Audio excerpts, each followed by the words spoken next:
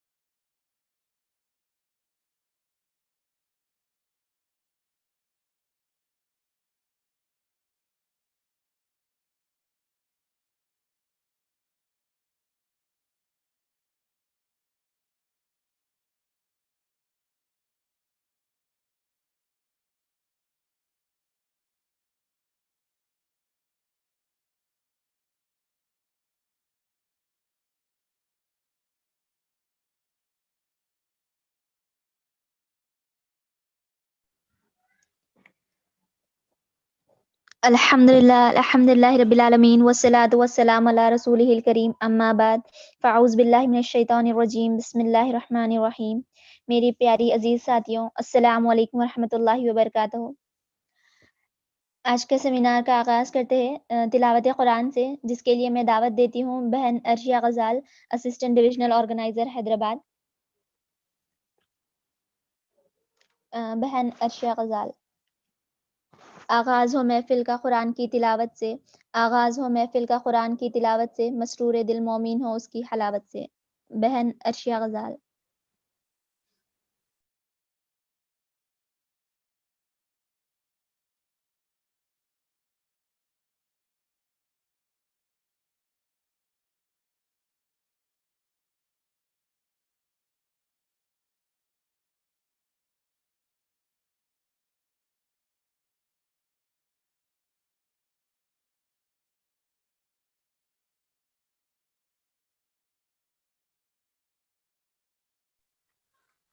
السلام علیکم ورحمۃ اللہ وبرکاتہ۔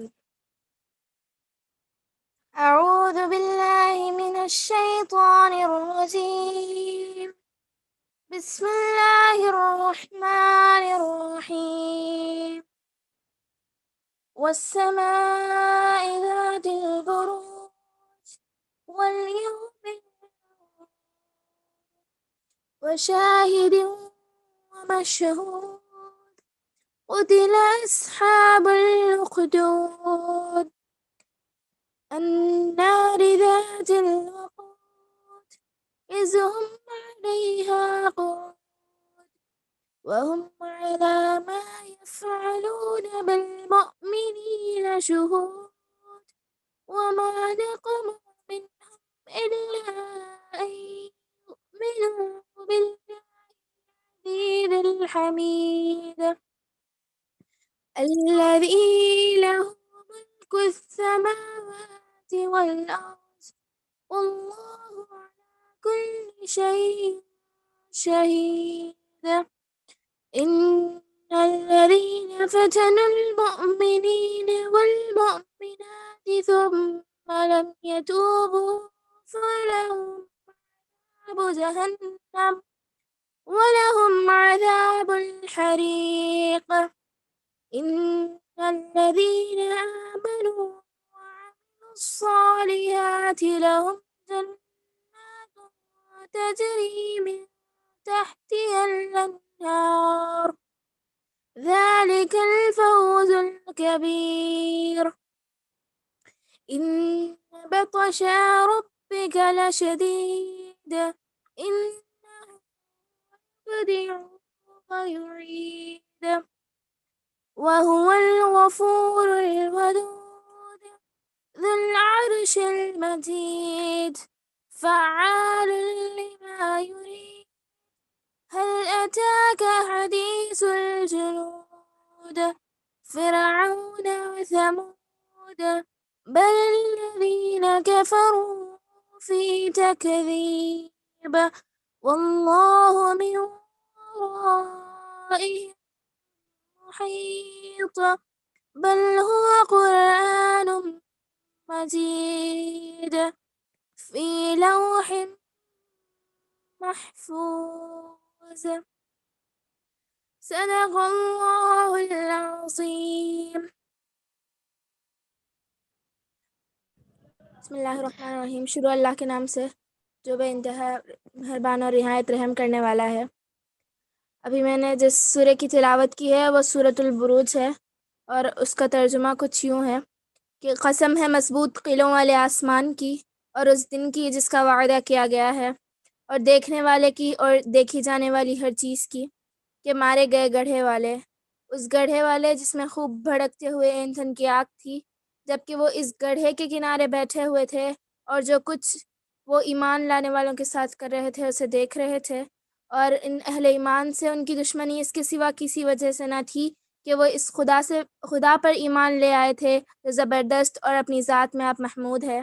جو آسمانوں اور زمین کی سلطنت کا مالک ہے، اور وہ خدا سب کچھ دیکھ رہا ہے۔ جن لوگوں نے مومن مردوں اور عورتوں پر ظلم و ستم توڑا اور پھر اس سے تائب نہ ہوئے،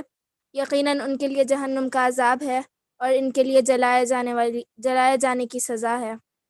جو لوگ ایمان لائے اور جنہوں نے نیک عمل کیے، یقیناً ان کے لیے جنت کے باغ ہیں جن کے نیچے نہریں بہتی ہوں گی، یہ ہے بڑی کامیابی۔ در حقیقت تمہارے رب کی پکڑ بڑی سخت ہے، وہی پہلی بار پیدا کرتا ہے اور وہی دوبارہ پیدا کرے گا، اور وہ بخشنے والا ہے، محبت کرنے والا ہے، عرش کا مالک ہے، بزرگ و برتر ہے، اور جو کچھ چاہے کر ڈالنے والا ہے۔ کیا تمہیں لشکروں کی خبر پہنچی ہے، فرعون اور سمود کے لشکروں کی؟ مگر جنہوں نے کفر کیا ہے وہ جھٹلانے میں لگے ہوئے ہیں، حالانکہ اللہ نے ان کو گھیرے میں لے رکھا ہے۔ ان کے جھٹلانے سے اس قرآن کا کچھ نہیں بگڑتا، بلکہ یہ قرآن بلند پایا ہے، اس لوح میں نقش ہے جو محفوظ ہے۔ جزاک اللہ خیر۔ حسن الجزا، اللہم ازد فضل۔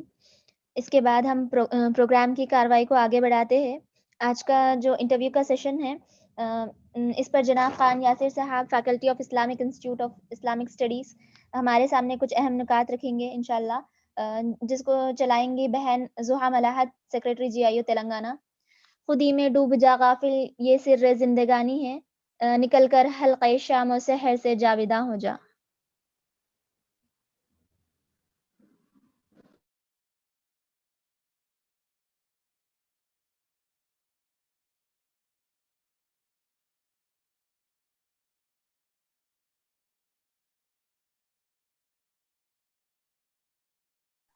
السلام علیکم ورحمۃ اللہ وبرکاتہ۔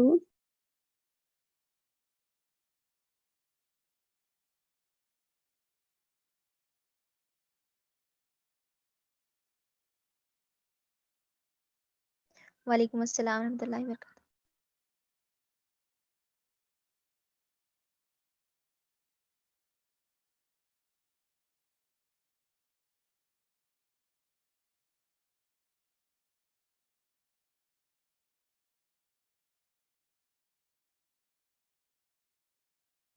میری وائس آڈیبل ہے نا؟ جی باجی۔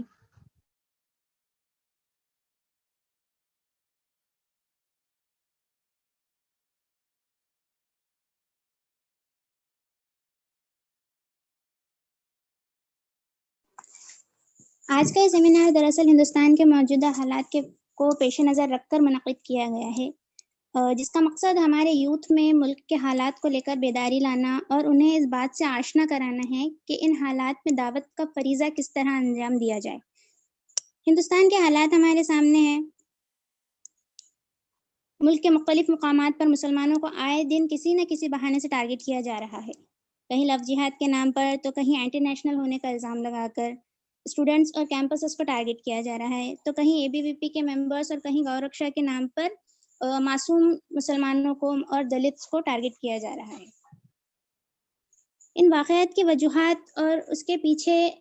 چھپے ہوئے مقاصد کو جاننے کی ہم انشاءاللہ آج کوشش کریں گے۔ تو میں انشاءاللہ اب سیشن کا ہم لوگ آغاز کرتے ہیں۔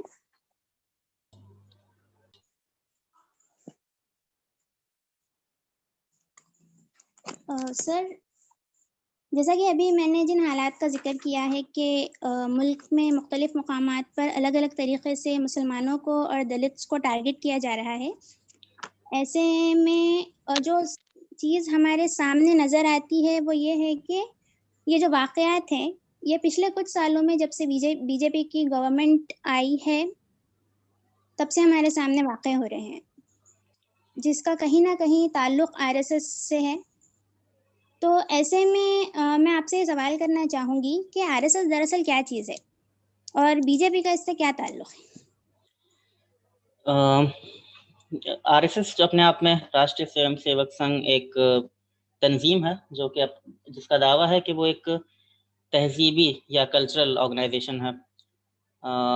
اور در حقیقت آپ اس کو پورے سنگھ پریوار کا پیٹرن کہہ سکتے ہیں۔ سنگھ پریوار سے مراد یہ ہے کہ آر ایس ایس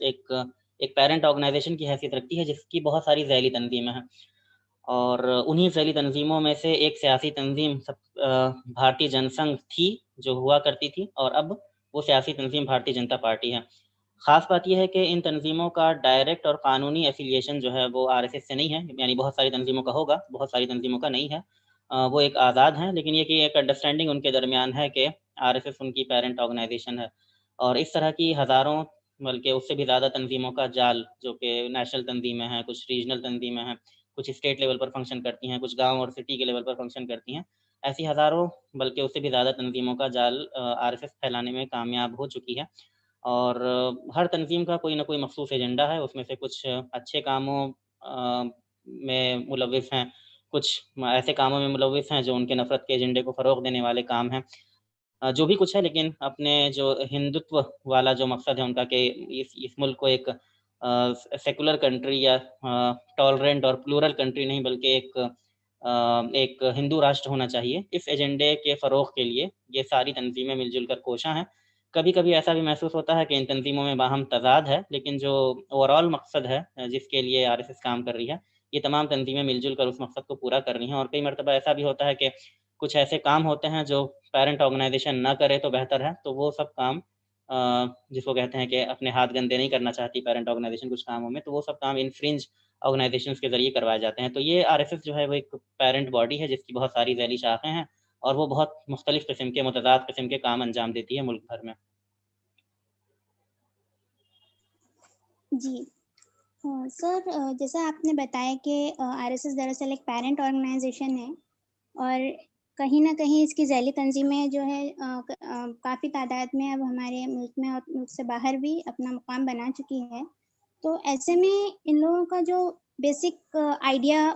جو ان کا فارمیشن کا ہے وہ کیا چیز ہے؟ لائک انہوں نے ان کا بیسک فاؤنڈیشن کس مقصد پہ ہے؟ کیوں RSS فارم ہوئی اور کس طریقے سے وہ لوگ کام کر رہے ہیں؟ جی، یہ تنظیم جو ہے سن 1925 میں بنی، اور اس کا جو بیسک آئیڈیا تھا وہ ایک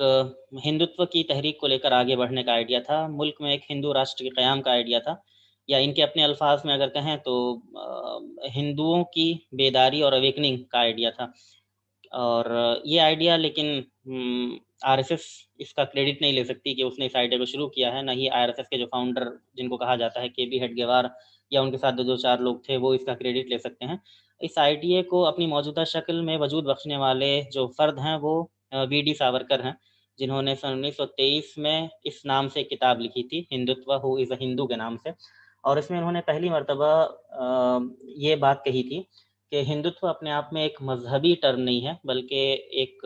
کلچرل ٹرم ہے، اور اس کو اسی حیثیت سے دیکھا جانا چاہیے. یہ بہت لمبی کہانی ہے اپنے آپ میں، کیونکہ ان کے پیش نظر یہ بات تھی کہ ہم جس ایج میں ہیں وہ ایک قوم کا زمانہ ہے، یعنی نیشن اور نیشن اسٹیٹ کا زمانہ ہے، جمہوریت کا زمانہ ہے. تو اس زمانے میں انہوں نے لفظ ہندو کو ایک قوم کی ڈیفینیشن عطا کرنی چاہیے، کیونکہ اگر اس کو مذہب سمجھتے ہیں تو مذہبی بنیادوں پر ہندوؤں کے درمیان اتحاد کا ہونا تقریباً ناممکن ہے، کیونکہ وہ مذاہب اور ان کا مذہبی عقیدہ جو ہے وہ مختلف اور متضاد چیزوں کا مجموعہ ہے. کوئی خدا کو مانتا ہی نہیں ہے سرے سے، کوئی ایک خدا کو مانتا ہے، کوئی 3 خدا کو مانتا ہے، کوئی ہزاروں لاکھوں کروڑوں خدا کو مانتا ہے، 33 کروڑ تک کے خدا ملتے ہیں. اس میں سے ایک خدا کسی کا ہیرو ہے، کسی کا ویلن ہے. تو اور یہ صرف خدا کی بات ہے، اس کے اور آگے جائیں گے تو عقائد میں اور تہواروں میں اور نہ جانے کن کن چیزوں میں ایسی، اس کو ڈائیورسٹی نہیں کہیں گے، اس کو کانٹرڈکشن کہیں گے. تو ان کانٹرڈکشنز کے رہتے ہوئے مذہبی بنیادوں پر اتحاد ہونا ممکن نہیں تھا. تو ساورکر جو ہے وہ اس نے بڑی ذہانت سے یہ کہا کہ یہ اپنے آپ میں ایک کلچرل ٹرم ہے، مذہبی ٹرم نہیں ہے، اور اسی لیے اس کلچرل ٹرم میں ہندوؤں کے تمام جو ڈفرینٹ مذہبی عقائد ہیں ان کو ماننے والے ہندو بھی شامل ہو سکتے ہیں، اور وہ تمام مذاہب بھی شامل ہو سکتے ہیں، ان تمام مذاہب کو ماننے والے بھی جن کا اوریجن انڈیا میں ہوا تھا، یعنی سکھزم ہوا، بدھزم ہوا یا جینزم ہوا. اس طرح اس نے یہ کہا کہ ہندو اپنے آپ میں ایک کلچرل ٹرم ہے، اور اس کے وہی معنی اس نے سمجھے یا سمجھانا چاہے جو ہم انڈین سے سمجھتے ہیں، یعنی اس ملک کا باشندہ. اور بڑی ہی چالاکی کے ساتھ اس نے اس ڈیفینیشن سے، یعنی انڈین کی ڈیفینیشن سے مسلمانوں کو اور کرسچنس کو خارج کر دیا، کیونکہ اس نے انڈین کی یا اس کے الفاظ میں ہندو کی ڈیفینیشن یہ بنائی کہ وہ فرد یا وہ لوگ جن کا فادر لینڈ، یعنی جو یہیں پر پیدا ہوئے ہوں، ان کے آباء و اجداد یہیں کے ہوں وہ،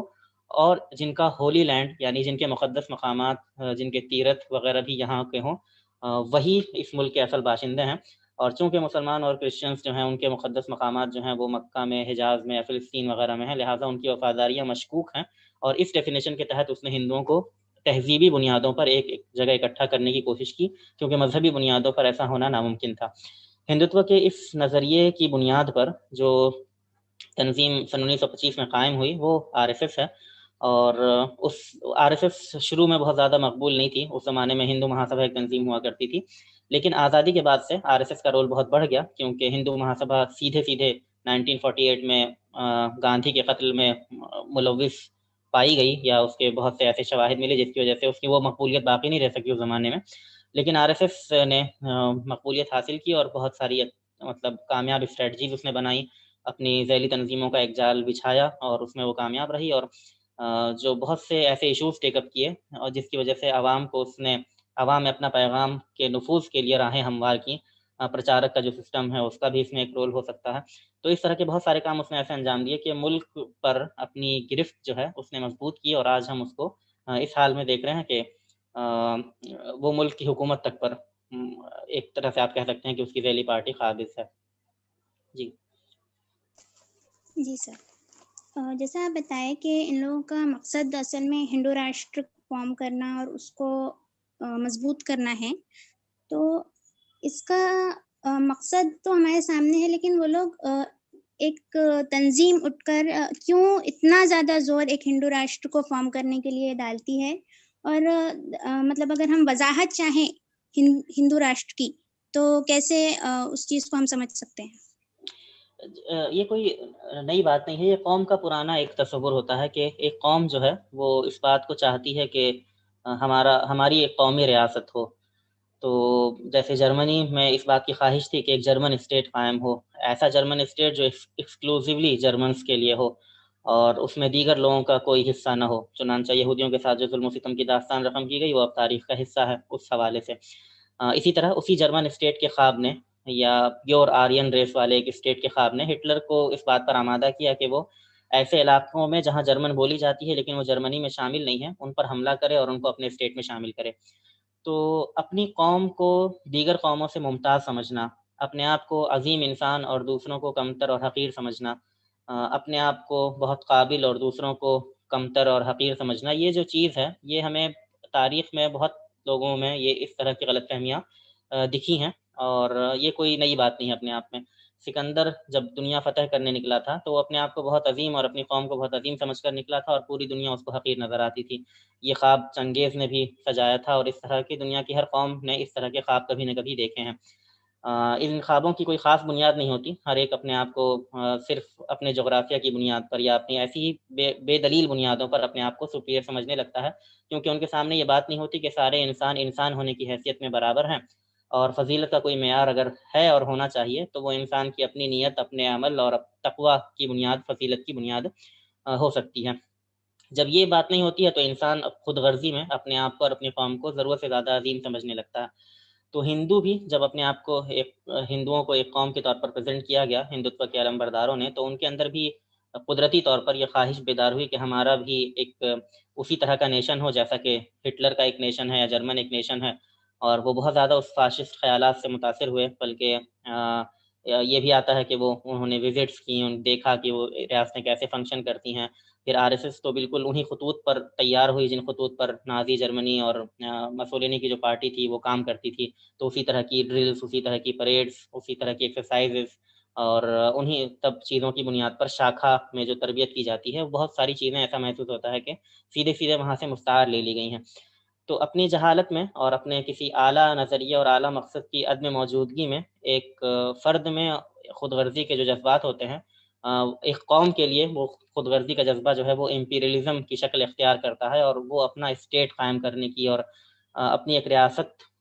میں حکومت کرنے کو بہت معراج سمجھتے ہیں۔ اس سے آگے بڑھ کر اگر یہ خواب پورا ہو جائے ریاست کے قیام کا، تو اس سے آگے بڑھ کر وہ سپر پاور بننا چاہتے ہیں اور ہٹلر کی طرح یہاں وہاں حملے شروع کرتے ہیں۔ تو یہ ایک ایسا سرکل ہے، ویشیس سرکل، جو کہیں رکنے میں نہیں آتا جب تک کہ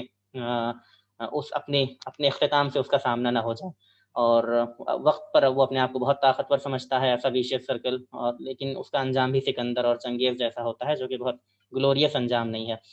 تو یہ وہ چیز ہے جس سے تاریخ کے اس سبق سے لوگوں کو سیکھنا چاہیے کہ ایسی بیجا خود غرضانہ خواہشات کا اور نفرت کی پولیٹکس کا الٹیمیٹلی کیا اور دنیا کو اس کی کیا قیمت چکانی پڑتی ہے۔ جی سر، جب ہم انڈیا کی بات کرتے ہیں تو یہ ایک ڈیموکریٹک کنٹری ہے، ایک سیکولر اور ریپبلک کنٹری ہے. اس کا مطلب جو پورا ہسٹری گزری ہے اس میں جو ہمارے فائٹرز ہیں ان لوگوں نے اس کو فری کرانے کے لیے کافی اپنی طرف سے کوششیں کی ہیں. ایسی ڈیموکریٹک کنٹری میں جو آر ایس ایس کی آئیڈیالوجی ہے یا ہندوتوا کا جو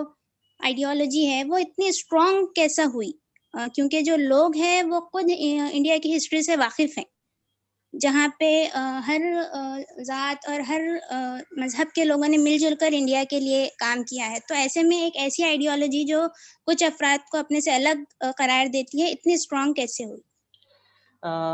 اصل میں انسان کو اللہ تعالی نے جہاں بہت سی اچھائیوں اور خوبیوں سے نوازا ہے، وہیں انسان کی اپنی کچھ کمزوریاں بھی ہیں. اور انسان کی کمزوری میں کمزوری یہ ہے کہ وہ نگیٹو جذبات سے ذرا زیادہ متاثر ہوتا ہے بنسبت پازیٹیو جذبات کے. آپ اگر تجربہ کرنا چاہیں تو کر سکتی ہیں کہ ایک انسان آپ کے ساتھ بہت بھلائی کا سلوک کرے اور بار بار بھلائی کا سلوک کرے، تو وہ بھلائیاں اکثر ہمیں اس وقت یاد نہیں آتی جب اس سے ایک غلطی سرزد ہو جائے، اور وہ غلطی ذرا زیادہ چبھتی ہوئی محسوس ہوتی ہے. حالانکہ اگر اس کی نیکیوں اور برائیوں کو تول لیا جائے جو اس نے ہمارے ساتھ کی ہیں، تو ایسا محسوس ہوتا ہے کہ اس کی نیکیوں کا پلڑا بہت زیادہ بھاری ہے، اور یہ ایک جو برائی ہمیں نظر آ رہی ہے شاید یہ کسی غلطی کا یا کسی سہو کا نتیجہ ہو، لیکن انسان کی توجہ ہمیشہ اس برائی کی طرف چلی جاتی ہے. یہ ایک انفرادی تعلقات کی ایک مثال ہے. اس کو آپ اجتماعیت پر لے جائیں گے تو ماس سائیکولوجی میں ایک اہم چیز یہ ہے کہ لوگوں کو نگیٹو پیغامات کے ذریعے بھڑکانا اور ایکشن پر آمادہ کر دینا بہت زیادہ آسان ہوتا ہے بنسبت اس کے کہ ان کو کنسٹرکٹیو کاموں میں لگایا جائے. تو آؤ ایک بھیڑ سے آپ خطاب کریں، 100 لوگوں کی بھیڑ ہے، اور کہیں کہ چلو ایک دیوار گر رہی ہے اس دیوار کی تعمیر کر دیں، تو شاید یہ کہ اس میں سے 5-10 لوگ آپ کی طرف آئیں اور اس دیوار کی تعمیر کرنے میں مدد دیں. لیکن وہیں پر کہا جائے کہ ایک آدمی پکڑا گیا ہے اور مجھے اس کو مارنے کا من کر رہا ہے یا کچھ لوگ اس کو مار رہے ہیں، تو آؤ اس کو پیٹتے ہیں، تو شاید 60-70 لوگ آ جائیں اس کو پیٹنے کے لیے اور اپنا ہاتھ صاف کرنے کے لیے. تو یہ جو ہے اس چیز کے پیچھے کوئی لاجک نہیں ہے. اس کے پیچھے صرف یہ بات ہے کہ ایک انسان جو ہے اس کے اندر ایک کمزوری ہے کہ وہ نگیٹو جذبات سے ذرا زیادہ برانگیختہ ہوتا ہے. اس کو کنسٹرکشن کے کام پر لگانا تھوڑا زیادہ مشکل ہے، لیکن ڈسٹرکشن کے کام پر لگا دینا ذرا زیادہ آسان ہے. تو ماس سائیکولوجی کی یہ جو کمزوری ہے، اس کو ہمیشہ جو فاشسٹ عناصر ہیں انہوں نے یوز کیا ہے، اور اپنی قوم کی سپیریورٹی کے نام پر یا دیگر قوم کی دشمنی کے نام پر یا مختلف قسم کی افواہوں کے ذریعے ان کو بھڑکا کر نگیٹو کاموں میں لگا دینا، منفی کاموں میں الجھا دینا، یہ ذرا زیادہ آسان پایا گیا ہے. تو یہ بات کہ سب لوگ محبت سے رہیں، مل جل کر رہیں، کوئی تکلیف دے تو برداشت کر لیں، یہ اپنے آپ میں ایسی باتیں ہیں جس کو ہر ایک آدمی کہے گا کہ اچھی ہے، لیکن اس پر عمل کرنا ذرا زیادہ دشوار ہے. اور یہ بات کہ کوئی ایک تھپڑ مارے تو اس کو بالکل پیٹ کے رکھ دو، اس کا خون نکال دو، اس کا خون کر دو، یہ بات بھلے اتنی آئیڈیل لگتی نہیں ہے، لیکن من ہر انسان کا یہی کرتا ہے کہ ایسا کر دیا جائے. تو جو لیڈر اور جو تنظیم انسان کی اس جو بیسر انسٹنکٹ ہے، اس خواہش کو پورا کرتے ہوئے نظر آتے ہیں، کئی مرتبہ ایسا ہوتا ہے کہ عوام ایسے لوگوں کا سپورٹ کر دیتے ہیں. تو رشین ریولوشن کے زمانے میں ہم دیکھتے ہیں کہ مظالم تو بہت زیادہ ہو رہے تھے اور اس ظلم کا تدارک بھی ضروری تھا، لیکن اس ظلم کے خلاف کئی لوگ بالکل ریزنیبل انداز میں باتیں کر رہے تھے، یہاں تک کہ وہ سوشلزم اور کمیونزم کی بات بھی کرتے تھے تو ذرا ریزنیبل ہو کر کرتے تھے کہ ہم ڈیموکریسی کے ذریعے سوشلزم لائیں گے اور اس طرح کی چیزیں کریں گے. لیکن وہاں پر جو مقبولیت حاصل ہوئی وہ لینن اور اس کی تنظیم کو حاصل ہوئی، جس کا یہ تھا کہ ہم لڑ مریں گے، ہم توڑ دیں گے، ہم بغاوت کر دیں گے، ہم بادشاہ کو ختم کر دیں گے، ہم سارے امیروں کو مار ڈالیں گے، ہم ساری جائیدادیں چھین لیں گے. اور جو رشین انقلاب آیا وہ لینن کے اصولوں پر آیا، اور تاریخ کا تجزیہ یہ بتاتا ہے کہ چونکہ لینن کی تعلیمات امیروں سے سب سے زیادہ نفرت پر ابھارنے والی تھی، لہٰذا وہ کامیاب ہوا. تو انسانوں کی اس جو نگیٹو سائیکولوجی ہے اس کو ایکسپلائٹ کرنا ذرا زیادہ آسان ہے، اور اس طرح کی تنظیمیں نفرت کا یہ کاروبار بہت اطمینان سے کرتی ہیں. اور اسی لیے یہ اور کنسٹرکشن کا کام اپنے آپ میں زیادہ مشکل ہے، اسی لیے ہمارے لیے آزمائش جو ہے وہ زیادہ بڑی ہے کہ نگیٹیوٹی کے مقابلے میں پازیٹیوٹی اور منفی رجحانات کے مقابلے میں مثبت رجحانات کو فروغ دینا ویسے بھی اپنے دل پر بھی جبر کا مطالبہ کرتا ہے، اور دوسروں کے لیے بھی اس کو سننا اور سمجھنا ذرا مشکل ہوتا ہے. تو اس سلسلے میں ہماری ذمہ داریاں بڑھ جاتی ہیں. لیکن یہ ایک وجہ ہے جس کی بنیاد پر ایسی تنظیمیں ہمیں ذرا زیادہ سکسیزفل ہوتی نظر آتی ہیں. تو بالکل اسی طرح ان کا جو ایجنڈا ہے یہاں ساورکر سے لے کر جو شروع ہوتا ہے اور آج تک چلتا ہے، یہ ہمیشہ کسی نہ کسی دشمن پر مبنی ہے کہ کوئی دشمن ان کو چاہیے. اگر کوئی دشمن نہیں ملے گا تو یہ آئیڈیالوجیز، اس قسم کی آئیڈیالوجی سکسیزفل نہیں ہو سکتی. نہ ہٹلر سکسیزفل ہو سکتا تھا یہودیوں کے بغیر، نہ ہندوتوا سکسیزفل ہو سکتا ہے مسلمانوں، کرسچنس اور دیگر دشمنوں کے بغیر، جن کو یہ وقتاً فوقتاً اپنا ٹارگٹ بناتے رہتے ہیں اپنی فیک نیوز کے ذریعے. تو یہ ادر کا ہونا اور اس ادر کی بنیاد پر نفرت کے جذبات کو برانگیختہ کرنا اور اپنے اندر یونٹی پیدا کرنا، یہ ان کے لیے بہت زیادہ ضروری ہے. اور یہی نفرت انسان کی ایک نفسیاتی کمزوری کی بنیاد پر ان کی سب سے بڑی طاقت بن جاتی ہے. اسی طاقت کا انہوں نے اب تک یوز کیا ہے اور حکومتوں کے خلاف اور دیگر لوگوں کے خلاف، کیونکہ انسان محروم رہا ہے. تو ہندوستان کی غریبی کا، ہندوستان کی بھکمری کا، ہندوستان کے تمام مسائل کا ذمہ دار اگر آپ کسی ایک شخص کو یا ایک قوم کو ٹھہرا سکیں تو ایسا کرنا بہت آسان ہے. اور اس کے نتیجے میں جو انرجی پیدا ہوتی ہے، نگیٹو انرجی، اس کو یوز کر کے سیاست کرنا اور ایک اقتدار کی گدی تک پہنچ جانا، یہ وہ کام ہے جو اس تنظیم نے اور اس تحریک نے انجام دیا ہے. جی سر. سر ایک سوال ہے کہ ہندوتوا کس کو کہیں گے؟ لائک ہندوتوا کا ایکسپلینیشن اگر جی ملے تو بہتر رہے. یہ ایک مطلب ایک اچھا سوال ہے کہ ساورکر نے اس ڈسٹنکشن کو خاص کھولا ہے اپنی کتاب میں، ہندوتوا ہو از اے نیشن، ہو از اے ہندو. اس کتاب میں اس نے ہندوتوا کو ڈیفائن کیا ہے اور اس نے یہ بات کہی ہے کہ ہندوتوا جو ہے وہ ہندوازم نہیں ہے، دونوں میں فرق ہے. اور ہندوتوا کا اگر انگلش میں کوئی ٹرانسلیشن ہوگا تو اس کا مطلب ہوگا ہندونیس یا ہندوڈم. جیسے فریڈم ہوتا ہے ویسا ہندوڈم یا ہندونیس اس کو کہیں گے. اردو میں آپ اگر اس کو کرنا چاہیں گے تو ہندویت وغیرہ ترجمہ کرنا پڑے گا اس کا. تو اس نے کہا کہ ہندوتوا اپنے آپ میں ایک بڑی چیز ہے اور ہندوازم اس کا ایک پارٹ ہے. اور ہندوتوا اتنی بڑی چیز ہے کہ اس کے اندر نہ صرف یہ کہ ہندوازم بلکہ بدھزم، جینزم، سکھزم اور ساری چیزیں اس کے اندر شامل ہیں. وہ تمام چیزیں جو انڈیجنس اوریجن کی ہیں. ایسا وہ اس لیے کہتا ہے کیونکہ ساورکر، جیسا کہ آپ کو پتہ ہوگا کہ وہ اپنے آپ میں خود مذہب کو ماننے والا نہیں تھا بلکہ خدا کا منکر تھا، اتھیسٹ تھا وہ. لیکن وہ تہذیبی بنیاد پر اپنے آپ کو ہندو کہتا تھا اور اسی بنیاد پر ہندوتوا کو ڈیفائن کرتا تھا اور کہتا تھا کہ مذہب تو چھوٹی چیز ہے. تو اس بڑے ہندوتوا کے امبریلا کے نیچے بہت سارے مذاہب کے ماننے والے لوگ رہ سکتے ہیں اور وہ یکساں طور پر ہندو ہوں گے. تو اس کے نزدیک ہندو، جن کو آج ہم ہندو کہتے ہیں، بودھ، جین اور دیگر تمام کاسٹ کے لوگ، تمام ریلیجیس اورینٹیشن کے لوگ، سب کے سب اس کے نزدیک ہندو تھے. کیونکہ ہندو کا مطلب اس کے نزدیک انڈین یا ہندوستانی تھا. یہ ایک تہذیب کے طور پر وہ بولتا تھا. ہندوتوا کو ایک مذہب کے طور پر وہ نہیں پریزنٹ کرتا، کیونکہ مذہب کے طور پر پریزنٹ کرتا تو وہ یونٹی جو وہ چاہتا تھا اپنے قوم میں وہ نہیں مل سکتی تھی. لہٰذا اس نے ہندوتوا کو ایک کلچرل ٹرم کے طور پر اور نیشنل ٹرم کے طور پر پیش کیا اور اس کو اسی طرح سے فروغ دیا، جس کے تحت بہت سارے مذاہب کے ماننے والے لوگ رہ سکتے تھے. ان تمام مذاہب کے ماننے والے جن کا اوریجن انڈیا ہے، نہ یہ کہ مسلمان اور کرسچنس وغیرہ کے لیے کوئی گنجائش نہیں تھی. جی.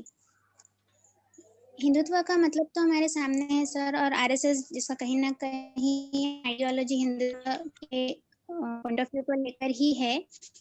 ایسے میں اگر ہم دیکھیں تو مہاتما گاندھی کی جو آئیڈیالوجی تھی، جو ان کا نظریات تھے، اس میں اور ہندو مہاسبھا جو آپ بتائے اس میں کہیں نہ کہیں اختلاف رہا ہے. تو جی مہاتما گاندھی کی آئیڈیالوجی دراصل کیا تھی اور ہندو مہاسبھا کو یا RSS اس سے کیا اختلاف تھا؟ دیکھیے، گاندھی سے نہ صرف یہ کہ ہندو مہاسبھا کے، بلکہ اگر آپ کرٹیکل انالیسس کریں تو ہمارے بھی بہت سارے اختلاف نکل آئیں گے. لیکن یہ کہ گاندھی کے تعلق سے یہ بات کہی جا سکتی ہے پورے اطمینان سے کہ گاندھی اپنے آپ میں ایک شریف انسان تھے، شریف پولیٹیشین تھے. لیکن جس طرح ایک اچھا اور ذہین آدمی اپنی قوم کا خیرخواہ ہوتا ہے، اسی لیے گاندھی بھی اپنی قوم کے خیرخواہ تھے. اور بہت سارے ایسے کام کیے انہوں نے جو اچھے تھے، بہت سارے ایسے کام بھی کیے جنہیں اچھا نہیں کہا جا سکتا. تو گاندھی کا تو معاملہ یہ رہا. لیکن گاندھی کا جو آپ نے کہا ہندو مہاسبھا سے بڑا شدید اختلاف تھا، اور وہ اختلاف اس حوالے سے تھا کہ گاندھی کے نزدیک انڈیا کی ایک انکلوزیو آئیڈینٹی تھی.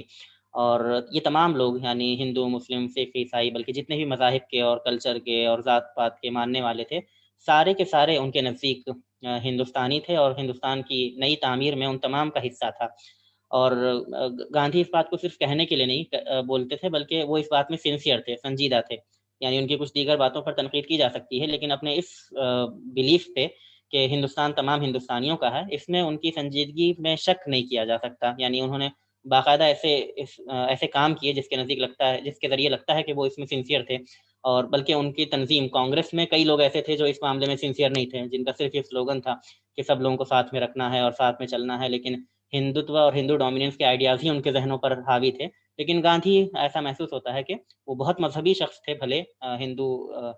ہندوازم پر بہت زیادہ ان کا عقیدہ تھا اور بہت زیادہ مذہبی تھے وہ اپنے اورینٹیشن میں، لیکن اس کے باوجود ہندوستان تمام ہندوستانیوں کے لیے اس معاملے میں بہت زیادہ سنجیدہ تھے. اور یہی بات تھی جس کی وجہ سے ان کا ہندوتوا کے علمبرداروں سے، ساورکر سے اور ہندو مہاسبھا سے شدید اختلاف ہوتا تھا، اور وہ لوگ ان پر شدید تنقیدیں کرتے تھے، کیونکہ گاندھی جو ہے وہ کئی مرتبہ ایسی باتیں کرتے تھے جو انصاف کے مطابق ہوتی تھیں، اور وہ یہ انصاف ان کو سمجھ میں نہیں آتا تھا، کیونکہ جو آدمی میری قوم صحیح یا غلط ہو میں اس کی حمایت کروں گا اس نظریے پر عمل پیرا ہو، تو وہ کئی مرتبہ انصاف کے تقاضے اس کو سراسر ظلم نظر آتے ہیں.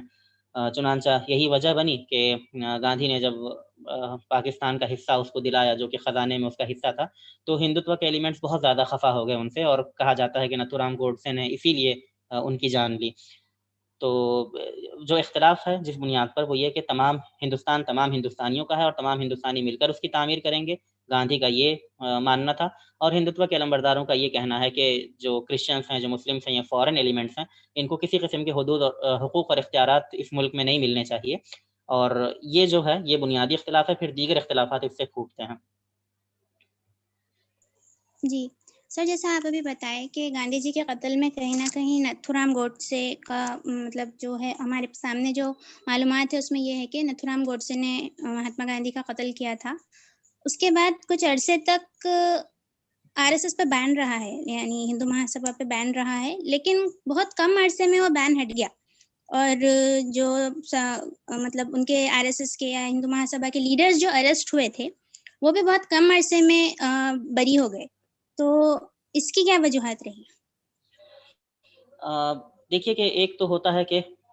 جرم میں نے واقعی کیا ہے یا نہیں کیا ہے، یعنی اصلیت ہوتی ہے ایک، اور ایک ہوتا ہے کہ میرا جرم عدالت میں ثابت کیا جا سکتا ہے یا نہیں کیا جا سکتا ہے، یہ قانونی پہلو ہوتا ہے. تو کئی مرتبہ ایسا ہوتا ہے کہ جرم میں کرتا ہوں، لیکن یا تو کچھ ایسی عقل مندی سے کرتا ہوں، یا انویسٹیگیشن کرنے والے ایسے بیوقوف ہوتے ہیں، یا وہ باعث ہوتے ہیں کہ وہ اس جرم کو عدالت میں ثابت نہیں کر پاتے. تو یہ دو باتیں بالکل الگ الگ ہوتی ہیں. تو یہ بات تو بالکل طے تھی کہ ناتھورام گوڈسے نے گاندھی کا قتل کیا ہے، کیونکہ اس کے یعنی شاہدین بھی موجود تھے، خود گوڈسے نے اس کا اقرار کیا تھا. یہ بات بھی فیکٹ ہے کہ گوڈسے جو ہے وہ ہندو مہاسبھا کا ممبر تھا. یہ بات بھی ناتھورام گوڈسے کے بھائی نے بعد میں بتائی کہ وہ RSS سے اس کا گہرا تعلق تھا وغیرہ وغیرہ. تو یہ تمام چیزیں جو ہیں یہ بالکل واضح ہیں. اور کچھ تھنکرز نے تو جنہوں نے اس موضوع پہ ریسرچ کی، انہوں نے کہا ہے کہ یہ مقدمہ اگر بعد میں لڑا جاتا تو شاید ساورکر وغیرہ کو بڑی کامیابی سے امپلیکیٹ کیا جا سکتا تھا، لیکن یہ کہ چونکہ اس زمانے میں اس وقت ایسے ثبوت دستیاب نہیں تھے، لہٰذا ان کو ثبوت و شواہد کی عدم موجودگی میں یا کافی پختہ شواہد نہ ہونے کی وجہ سے ان کو بری کر دیا گیا. یہی معاملہ بین کا ہوا کہ جب اس طرح کی سازشیں مطلب کی جاتی ہیں تو اس میں کسی آرگنائزیشن کے مطلب اس کا کیڈر انوالو جس میں ہوتا ہے، تو اس کے لیے بڑی سنسیئرٹی کے ساتھ انویسٹیگیشن کو کرنا پڑتا ہے. اگر آپ اس سنسیئرٹی کے ساتھ انویسٹیگیشن کو کریں تو حق پر پہنچ سکتے ہیں. لیکن اگر ایسا ہو کہ انویسٹیگیشن کرنے والوں میں یا تو نااہلیت ہو یا کچھ تعصبات ہوں، تو پھر بہت مشکل ہوتا ہے کہ جو ذمہ داران ہیں اس طرح کے جرائم کے، ان کو قرار واقعی سزا دی جا سکے. تو یہی معاملہ ہوا کہ اس زمانے میں انویسٹیگیشن جہاں تک پہنچی اس میں نتھورام گوڈسے کا تنظیمی طور پر انوالومنٹ ثابت نہیں ہو سکا. RSS تو خیر بالکل بھی نہیں ہو سکا، اور دیگر چیزوں سے بھی اس کو کنیکٹ نہیں کیا جا سکا. تو یہ ایک انڈیویجول قسم کا جرم قرار پایا، اور اس کے تحت جو سزا انڈیویجول طور پر دی جانی تھی وہ دی گئی.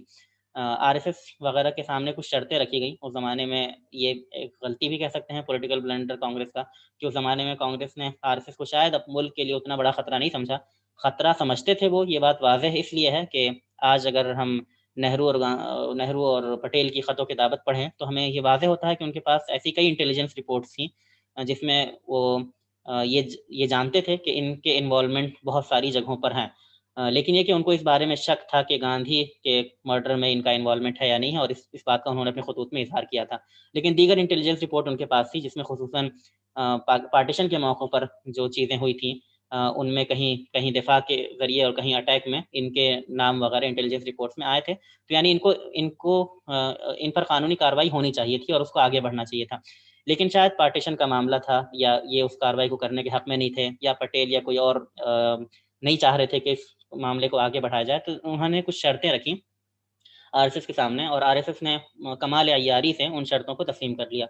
ان شرطوں میں سے ایک یہ تھی کہ آپ کا انوالومنٹ کبھی سیاست میں نہیں ہوگا, اور آپ سیاست میں پارٹیسپیٹ نہیں کریں گے, اور اس طرح کی آپ ایک کانسٹیٹیوشن بنائیں گے, اپنے ہاں ڈیموکریسی کو فروغ دیں گے. حالانکہ ہوا یہی کہ ان کے کانسٹیٹیوشن کا کوئی مطلب نہیں ہے, آج تک ملتا بھی نہیں ہے وہ کانسٹیٹیوشن, مطلب پبلش شکل میں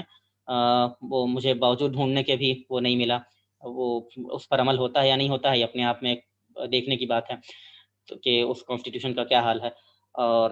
یہ بات کہ وہ پولیٹکس میں نہیں آئیں گے, تو پولیٹکس میں تو وہ واقعی نہیں آئے یعنی باقاعدہ, لیکن یہ کہ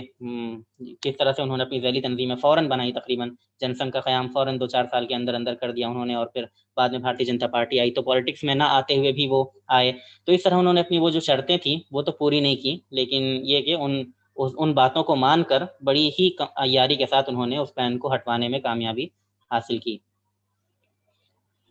جی سر, جو چیزیں اب تک ہمارے سامنے آئی ہیں اس سے کہیں نہ کہیں ہمارے سامنے بی جے پی کا جو مقصد ہے, جو فارمیشن کا مقصد ہے, ان کا جو کام کا مقصد ہے, وہ تو ہمارے سامنے آ گیا ہے. یہاں پر ایک سوال یہ کھڑا ہوتا ہے کہ بی جے پی کے پس منظر میں جس طرح آر ایس ایس کی آئیڈیالوجی کام کر رہی ہے, ایسے میں being a political party B J P جو فیک فیکٹس ہمارے سامنے رکھ رہی ہے اس کو ہم کس طرح آئیڈینٹیفائی کر سکتے ہیں؟ مثال کے طور پر اگر ہم دیکھیں تو بابری مسجد کا واقعہ ہمارے سامنے ہے, اور اس کے علاوہ دلت سے ریلیٹڈ جو کیسز ہیں, اس میں روہت ویملا کا بھی ایک کیس ہمارے سامنے آتا ہے کہ اسٹوڈنٹس کو بھی ایجوکیشن کے رائٹس پراپر نہیں مل رہے ہیں. پھر اس کے علاوہ ملک کے مختلف حصوں میں جو ریپ کیسز ہو رہے ہیں, اس میں گورنمنٹ کا جو رویہ ہے,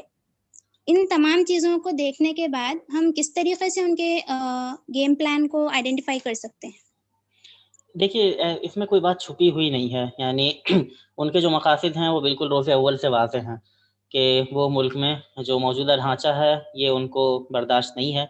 وہ ملک میں نفرت کی بنیاد پر پالیٹکس کرنا چاہتے ہیں, اور ملک کی کچھ قوموں کو وہ غیر ملکی ڈکلیئر کر کے, اور ان کو یا تو اس ملک میں نہ رہیں وہ, یا رہیں تو دوسرے درجے کا شہری بن کر رہیں. یہ جو پوری آئیڈیا ہے ان کا, یہ اس کا مقصد ہے, اور اسی کے سلسلے میں جو پیش رفت ہو رہی ہے وہ ہو رہی ہے. تو بی جے پی جو ان کی پولیٹیکل ونگ ہے اس سے کچھ اور ایکسپیکٹ کرنا مطلب اپنے آپ میں نادانی ہوگی. یعنی یہ کہ وہ جو کچھ کر سکے گی اس مقصد کے حصول کے لیے, اس کو وہ کچھ کرنے میں باک نہیں ہوگا. تو مطلب یہ کہ ایکسپیکٹیشن کے حوالے سے تو ہم کچھ اور نہیں کر سکتے, یعنی یہ تو طے ہے کہ ایسا وہ لوگ کرنے کی کوشش کریں گے. سوال یہ ہے کہ ملک کی عوام کو کیا کرنا چاہیے, اور کس طرح سے ہمیں ملک کی عوام کے سامنے اس پیغام کو رکھنا ہوگا کہ یہ جو ہیں یہ ایسی فاشسٹ چیزیں کسی کی وفادار نہیں ہوتی ہیں, یہ اپنی قوم کا بھی نقصان کرتی ہیں الٹیمیٹلی. ہٹلر نے جو کچھ کیا, مسولینی نے جو کچھ کیا, چنگیز نے جو کچھ کیا, انہوں نے اپنی قوم کا نقصان کیا. یعنی وعدہ تو سارا یہ تھا کہ ہم آپ کو سپر پاور بنائیں گے, آپ کی خوشحالی آئے گی, ایسا ہوگا ویسا ہوگا, لیکن ان وعدوں کی وہی حیثیت تھی جو 15 لاکھ والے وعدے کی ہے یا دیگر وعدوں کی ہے. تو اسی طرح سے مختلف ڈھکوسلوں کی بنیاد پر کسی ایک چھوٹے سے طبقے کا بھلا ہوتا ہے, اس کو حکومت کرنے کو ملتا ہے یا جو بھی کچھ ہوتا ہے, لیکن الٹیمیٹلی پوری قوم کا بھلا نہیں ہوتا جو نفرت کے اس ایجنڈے کو نافذ کرنے کے لیے ان کے ساتھ مل جاتی ہے. جو اگر نہ ملے یا اس کے ایجنڈے کو عملی جامہ پہنانے کے لیے تیار نہ ہو, تو یہ ایجنڈا کبھی نافذ العمل ہو ہی نہیں سکتا. جیسا کہ ہم نے دیکھا کہ آزادی کے وقت ان کی خواہش اور ان کے مقاصد تو وہی تھے, لیکن عوام ساتھ میں نہیں تھی. تو ملک میں جو نظام قائم ہوا وہ کم از کم ہندو راشٹر یا اس طرح کا نظام نہیں تھا جس میں اقلیتوں کو ڈکلیئرڈ ان کے ساتھ زیادتیاں کی جائیں. بہت سی پرابلمس ہیں جو کانسٹیٹیوشن میں ہیں یا رولز میں ہیں یا اس طرح کی چیزوں میں ہیں, لیکن قانونی طور پر ایسا نہیں ہوا کہ کسی ملک کے کسی آبادی کو یا آبادی کے کسی حصے کو یا کسی قوم کو کم حقوق و اس طرح کی چیزوں سے نوازا گیا ہو جو کہ ان کا مطمع نظر ہے. ایسا اس لیے ہوا کیونکہ اس وقت عوام ان کے ساتھ نہیں تھی. لیکن یہ کہ اگر اب یہ عوام کے سامنے اس پیغام کو پیش کرنے اور اس کو یعنی اس کے لیے عوام کی حمایت لینے میں کامیاب ہو جاتے ہیں, تو ایسے دن بھی دیکھنے پڑ سکتے ہیں جب وہ اپنے ایجنڈا میں کامیاب ہو جائیں. تو اصل چیلنج یہ نہیں ہے کہ یہ کیا کرنے والے ہیں, یہ کیا کرنے والے ہیں وہ تو روز روشن کی طرح آیا ہے. اصل چیلنج یہ ہے کہ کس طرح سے اس ملک کے عوام کے سامنے ہمیں سچائی کو بے نقاب کرنا ہے, نفرت کے ایجنڈے کو تشتزبام کرنا ہے, اور یہ جو نفرت کے ماحول کو فروغ دے رہے ہیں، اس کے بالمقابل محبت کی پولیٹکس کو سوسائٹی میں محبت اور امن و امان کے پیغام کو کس طرح سے فروغ کرنا ہے، امن اور بھائی چارگی کے پیغام کو کس طرح سے فروغ دینا ہے، یہ اصل چیلنج ہمارے سامنے ہے۔ جی سر، جیسا آپ ابھی ذکر کرے کہ کئی چیزیں کانسٹیٹیوشن میں ہونے کے باوجود اس کا عمل میں آنا ان لوگوں کے موجودگی میں ممکن نہیں ہے، تو یہی چیز ان کو کہیں نہ کہیں جو CAA-NRC کے موقع پہ ہے نظر آئی ہے کہ جن بھی افراد نے اس کے خلاف پروٹیسٹ کیا ہے یا آواز اٹھائی ہے، ان کے ساتھ جو رویہ گورنمنٹ نے اختیار کیا ہے، اس چیز سے یہ بات تو واضح ہو گئی ہے کہ ہمارا کوئی بھی ایکشن ان لوگوں کو منظور نہیں ہے۔ اس کی اگزامپل عمر خالد ہیں اور شرجیل امام، صفورہ زارگر وغیرہ ہیں۔ تو سر یہاں پر یہ چیز ہے کہ اگر گورنمنٹ ایسی ہے جو ہمارے حقوق کو، جو ہمارے آئینی حقوق کو بھی ہم سے چھین لیتی ہے، اور ہم کو کوئی بھی ایسا کام جو ہم اس حیثیت سے کرتے ہیں کہ ہم کو اس کا حق کانسٹیٹیوشن نے دیا ہے، جب ہم کو اس چیز سے بھی روکا جاتا ہے یا ایسے کوئی چیز کرنے کے نتیجے میں ہم پر ایکشن لیا جاتا ہے، ہمیں ٹارچر کیا جاتا ہے، تو اس وقت ہمارا کیا رد عمل ہونا چاہیے، یا ہم ایسا کیا طریقہ کار اپنائیں کہ ہم اپنے حق کے لیے آواز بھی اٹھائیں اور ان لوگوں کو ٹارگٹ کرتے ہوئے ہم آگے بھی بڑھ سکیں؟ جی، مسلمان تو جو ہے وہ اللہ تعالیٰ کے دی ہوئی ہدایت کا اور اس کے قانون کا پابند ہے، تو ہم ہر وقت وہاں سے گائیڈنس لیں گے، اور اللہ تعالیٰ کے قانون میں اللہ تعالیٰ کی طرف سے جو ہدایت ہمیں ملتی ہے وہ موجودہ حالات میں صبر کی ملتی ہے، جو آزادیاں ہمیں حاصل ہیں ان پر شکر کی ملتی ہے، اور اپنا کام کرتے چلے جانے کی ملتی ہے، بغیر کسی سے ڈرے، بغیر کسی جھجکے ہوئے۔ تو وہ شارٹ کٹ راستے جن پہ کچھ لوگ چلنے اور چلانے کی باتیں کرتے ہیں، وہ شارٹ کٹ راستے جو ہیں وہ ایک پائیدار تبدیلی لانے کے لیے مناسب راستے نہیں ہیں۔ انسانوں نے جب اچھے مقاصد کے لیے غلط ذرائع کا سہارا لیا ہے، غیر دستوری ذرائع کا سہارا لیا ہے، وائلنس اور ہنگاموں کا سہارا لیا ہے، تو اس کو مختلف قسم کی ناکامیوں کا سامنا کرنا پڑا ہے۔ ہم مثال میں بہت ساری چیزیں پیش کر سکتے ہیں، لیکن ریسنٹلی فریڈم اسٹرگل ہی کو دیکھ لیجئے، جو ہماری بس 50 60 70 سالہ پچھلی تاریخ کا حصہ ہے، کہ وہاں پر بڑی کوشش اس بات کی جاتی تھی کہ انگریزوں کی طرف سے کہ ہماری جو اسٹرگل ہے اس کو وائلنٹ کر دیا جائے تاکہ اس کو کرش کرنے کا بہانہ مل سکے، کیونکہ نان وائلنٹ اسٹرگل کو اگر آپ کرش کرتے ہیں تو آپ مجرم قرار پاتے ہیں، لیکن اگر وائلنٹ اسٹرگل کو آپ کرش کرتے ہیں تو اس میں کوئی آپ پر سوال نہیں اٹھاتا۔ تو اسی لیے اس بات کی ضرورت محسوس کی جاتی ہے کہ تمام تر پرووکیشنز کے باوجود جو ہدایت اللہ تعالیٰ کی طرف سے ہمیں ملی ہے کہ ہم جو ہے وہ برائی کا جواب برائی سے دینے کے بدلے برائی کا جواب بھلائی سے دیں، نیکی سے دیں، احسان سے دیں، اور لیکن اس کے ساتھ ساتھ اپنی بات پر ڈٹے بھی رہیں۔ نیکی کا مطلب اور اچھائی کا مطلب یہ نہیں ہے کہ غلط باتوں کو تسلیم کر لیا جائے، اس کا مطلب یہ ہے کہ ہم ظلم کا خندہ پیشانی کے ساتھ سامنا تو کریں، لیکن یہ کہ بات وہی کہیں جو حق بات ہے، چاہے اس کا نتیجہ کچھ بھی ہو، اس کا نتیجہ جیل ہو، اس کا نتیجہ پھانسی ہو، جو ہو، لیکن یہ کہ وائلنس اور دیگر چیزوں کا راستہ تو خیر بالکل تباہی کا راستہ ہے، فرد کے لیے بھی اور ملک کے لیے بھی۔ تو ہماری جو کوشش ہوگی وہ تعمیری ذرائع کا استعمال کرنے کی ہوگی، مثبت ذرائع کا استعمال کرنے کی ہوگی، اور دستوری ذرائع سے تبدیلی لانے کی یہ کوششیں جو ہوں گی وہ ہوں گی۔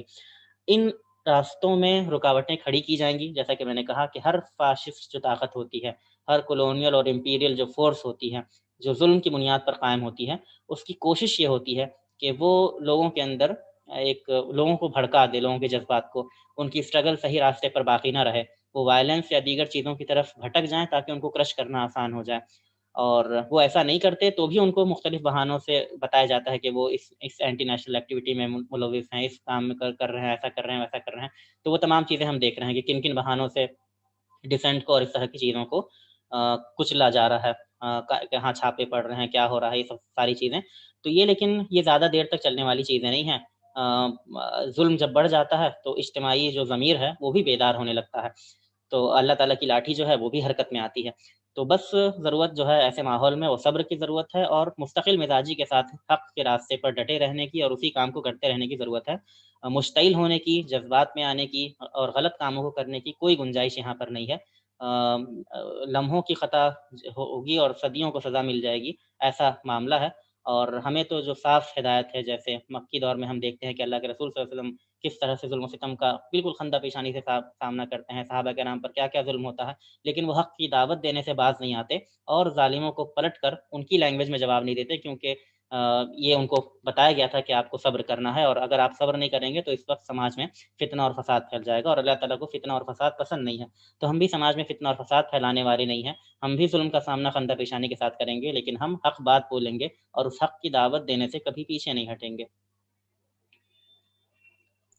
جی سر، کیونکہ ابھی آپ کی گفتگو میں کانسٹیٹیوشن سے ریلیٹڈ کچھ باتیں آئی ہیں، دستور سے ریلیٹڈ کچھ باتیں آئی ہیں، تو ایک سوال یہ آیا ہے کہ جس وقت انڈیا آزاد ہوا تھا اور انڈیا کا جو قانون تھا وہ بن رہا تھا اور جو دستور تھا وہ بن رہا تھا، تو اس وقت جو مسلم علماء اکرام تھے ان لوگوں نے انڈیا کے لاء میں اسلامک لاز کو انکلوڈ کرنے کی کوشش کیوں نہیں کی یا کیوں نہیں رکھا گیا؟ مجھے ڈیفینڈ نہیں کرنا ہے اس وقت کے علماء کرام کو یا کسی کو بھی، لیکن ہمیں جو ہے وہ کنٹیکسٹ کو سمجھنے کی کوشش کرنی ہوگی اس معاملے میں،